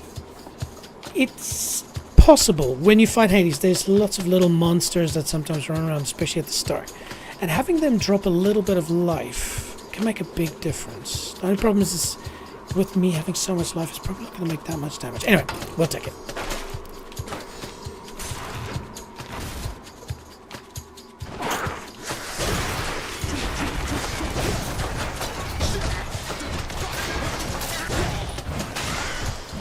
See? Health. Let's see how much that was. 254. 5-second rule. Yeah. 5 seconds, right? And that is something we miss in Hades 1. Melanui in Hades 2, she's not funny necessarily. She's just smart and elegant, and you know, Zagreus has a lot of these quips, these cute little lines like 5-second rule. That's great. I miss that. Am I interrupting something? Yeah, that was stupid. That's stupid times 2. And I got some life back.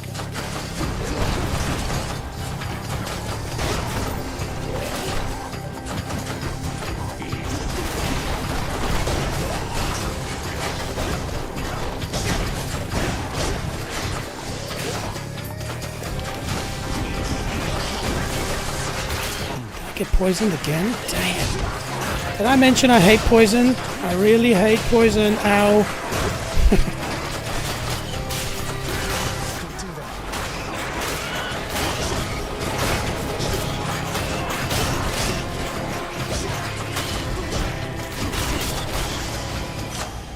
Oh, that was not good. The power of the gods. Yeah, now that we've got extra costs. Yeah, that was not good. I lost a lot of health there. Anyways, there's only one way, and it's forward. Should I go fight some satyrs to get out of here? Yeah, that's okay. Cool, so... Should come in useful. Ooh, yeah, baby. Again, we're so lucky this run. Unhealthy fixation, which is what I have with Aphrodite. In Hades 2. Your weak effects also have a 15% chance to charm foes. Alright? Charm, 4 seconds, they turn into your ally, they fight for you. And so, very useful. Not so sure how useful it is against Hades, but I also understand that I can charm Hades, hopefully. Cool. We lost a lot of health and got 25 back. Sorry. Notice the statue. The prince persuades the underworld's ferocious guardian to move aside.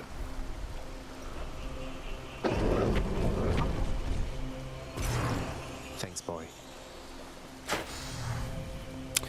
Right. Are we ready? Okay.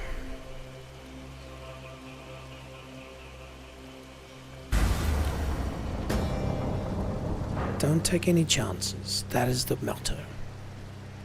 Stay clear. Get through the first phase.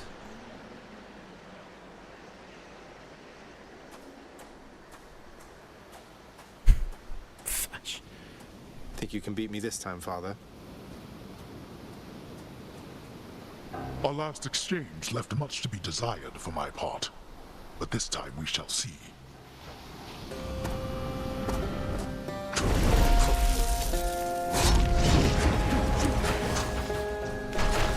No! Oh, crap! A little bit of poop came out there, I'm not gonna lie. It's been a while since I've played him, so...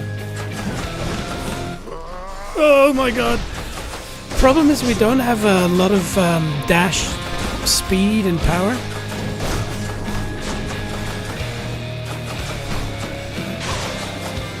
So it's just a matter of time before I get hit.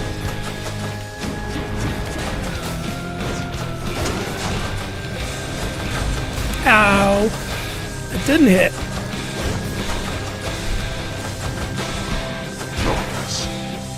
But we got some health. See? Useful.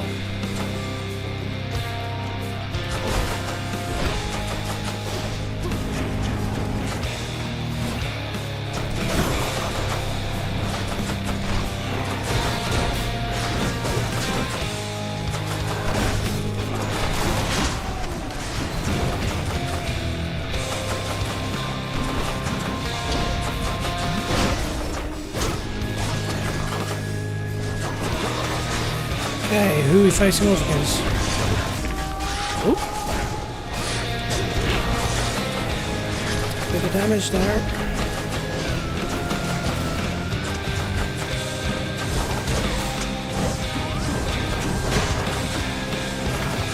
Where did that go? Tell you what, we're getting a workout, that's for sure. Whoa! Stop token, focus, focus! Oh no, it's not what we needed.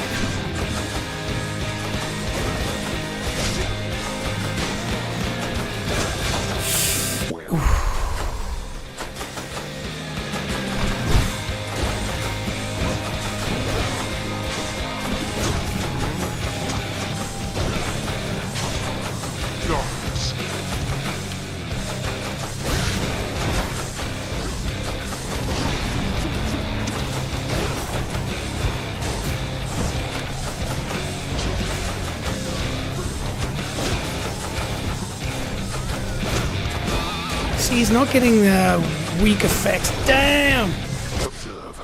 Yeah, I'd love to. Upon my name, I order all you wretches of the underworld to attend me now.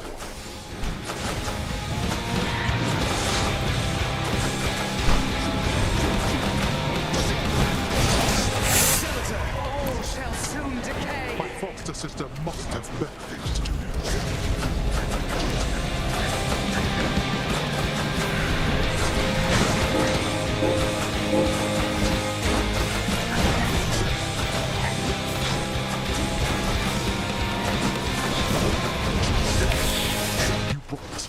Yeah, it's not easy, man.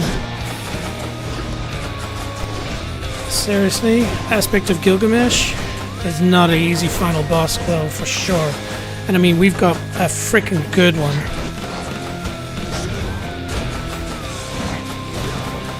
No, no, no, no.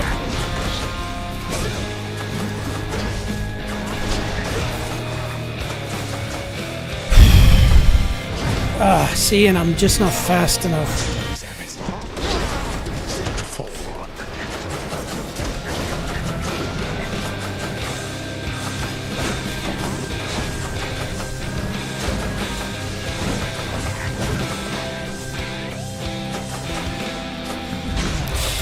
See? Oh.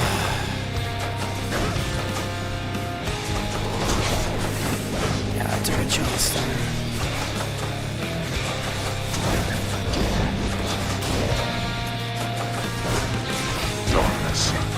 Yeah, that should kill him.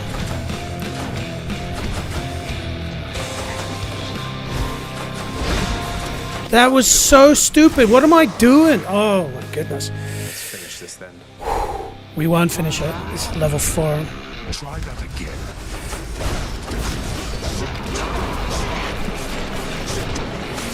Yeah, let's get out of here.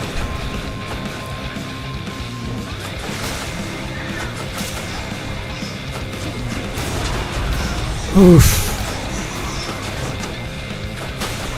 Lasted little.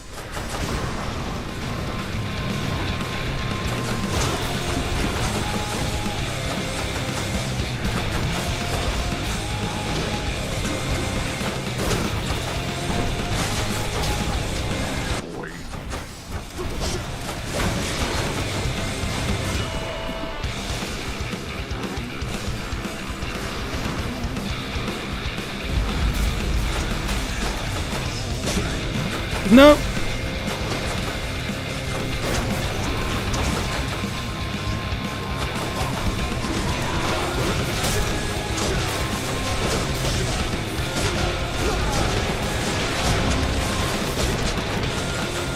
think we kept him relatively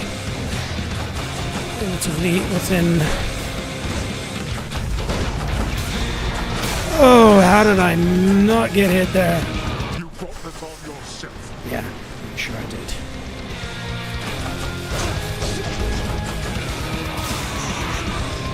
You'll burn.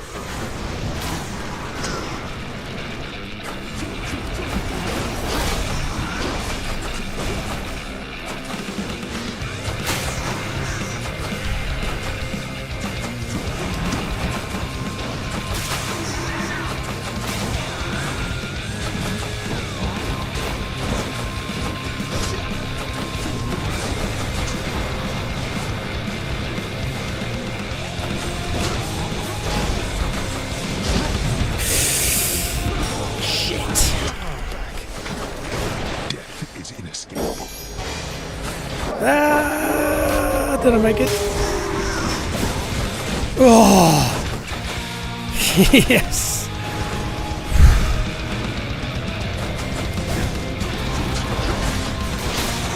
Oh man.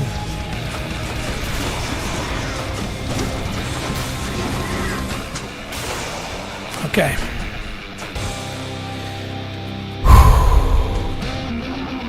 Where go, Sisyphus? Why, Master Hades, sir?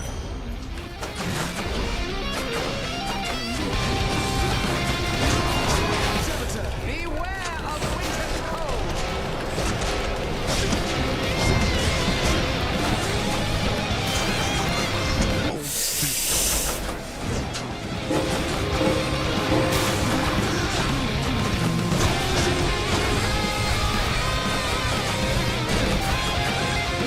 tricky.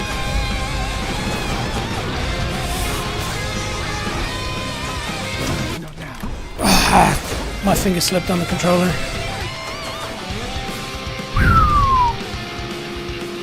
If I do make this will be one of the most amazing... Whoa, whoa, whoa. Stop talking, start concentrating.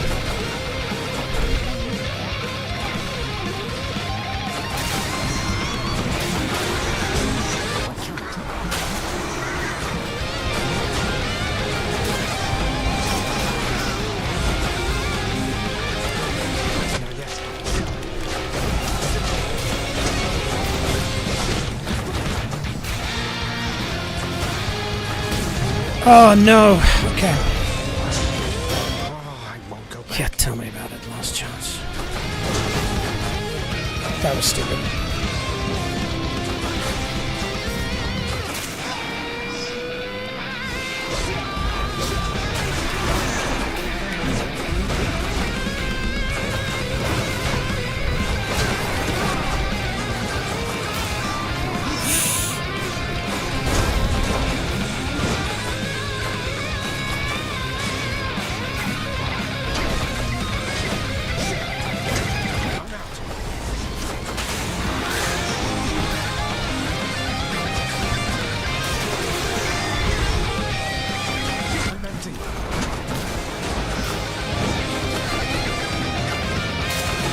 No, he's respawning again.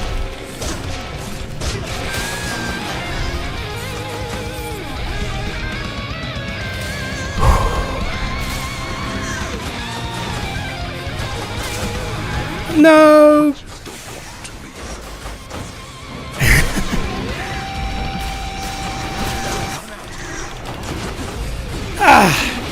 This is bad. Damn it. Oh, so hard. It doesn't need to be this hard. Oh, man, that was intense.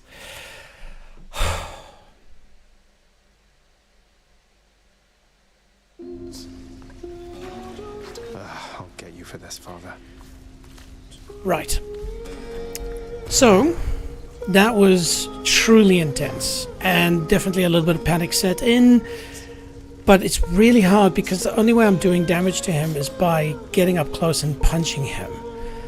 And in my opinion, this build it was a lot of fun, super cool, but not one of my favorites for sure. At level 16, it's actually really easy to beat Hades. And I'll one day show, I've got other builds that I'll show, where I'll beat him without losing a life. Hell, basically not being touched. And that's because you're just avoiding him and just boom, boom, boom, boom. So this is a hardcore build. Now the marker's been set. I wonder if I can ever 32 level that. But yeah, there we go. Okay. Yeah, hey, what's happening, buddy? Oh, I was so close. If you imagine, like, if I just, ooh, you know what? There was that one item I could have taken that if you lose one life, you do 30% damage, and that's how much we needed to beat him by. So, anyway, you can't win them all, and so in this case, we didn't. Again. Hello, girlfriend. Say I like what you and Deuce did for this place. Thank you. Yeah, we worked hard. Deuce is not here.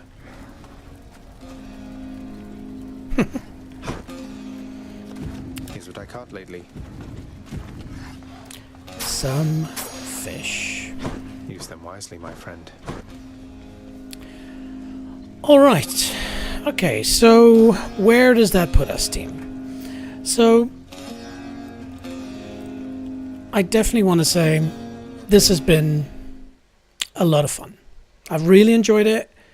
Of course, having a hardcore hectic build in Hades 1 that required my right hand to develop new muscles. There we go, check that out. Oh, look at that. It was intense. But again, Hades 1 and Hades 2 are not that different. Again, like I said at some point, we were running a PlayStation 4 there through a really cheap, bad capture card. It doesn't show the fidelity that Hades 1 has. So I'll definitely at some point get Hades 1 on Steam and see if I can, match the graphics at least. But from a gameplay perspective, they're their own game in a good way, but they borrow the right things from each other. Well, technically Hades just, borrows from Hades 1, but the answer is, can you go back and play Hades 1? Absolutely. If you've not got the unseen one, like Pineapple Dealer figured out, you can go back and grind for hundreds and hundreds and hundreds of hours to get a little gold logo that most people not know the meaning of. But anyway, it was an awesome time. Hades 1 versus Hades 2, I think they're both perfect in their own way, and that's just as Pineapple Dealer also said. I think that's a massive compliment to Supergiant Games. So yeah, I had a lot of fun. Learned that certain builds are tricky, and showed that there's still stuff for me to learn. And by the way, that's another beautiful thing about Hades. No two runs are the same. There's a very, very low chance of it being the same. And so in that case, I thought I had the perfect build. Really, I did. I thought that everything that I needed was beautiful. But clearly, it wasn't good enough. Now, was it me? Or was it the build? Or was it the boons? It happens so often in Hades. If you're new to Hades, you'll experience this. You'll play and you'll get whooped. And you're like, oh, this weapon doesn't suit me. Then you play the exact same weapon, but suddenly you get different boons. And you get something that just makes it 100% more powerful. And suddenly you're kicking ass. So definitely, don't get downbeat if you lose. It's like that fantastic Roger Federer speech that he did, where he said, he lost something like 60% of all the points he's ever played. And if you get hung up on losing a point, you're never going to move forward. And so you lose, you win, and that's the beautiful thing about Hades. You maybe then go and identify what you did wrong and see if there's better ways to do it. So challenge accepted. Aspect of Gilgamesh, I'm coming back for you ass, and I want to do a 32 on you. But all right, so I think we'll call the stream there. Again, I had a lot of fun. We had some cool people join in, have a bit of a chat. If you're watching this, afterwards, give me some comments. I'd love to hear from you what you thought about this. What are your thoughts on Hades 1 versus Hades 2? And would you like to see me do this again? Should I fire them up again? I'm keen to. Again, shout out to Stream Beats by Harris Heller. Always chill, music just to enter and exit my stream. If you want to learn more about me, you want to see my upcoming schedule, or you want to follow me on my socials, nextleveljj.com. Please, we're building this channel out and I really need your help. Go and check out my socials. From next week, I'm going to be smacking cool stuff onto the various social networks, cool pictures, cool thoughts, cool stuff. And so I want you to like it, want you to see it, want you to give feedback on it. Together, we can build something cool. Imagine 2 years from now, nextleveljj.com is one of the top channels, and it builds a community. We regularly have our subscribers, our members meet up, really sort of combine our love for the games. So go and check it out. And then, just most of all, just stay cool, and I hope you have a fantastic day wherever you are. See you soon. Ciao.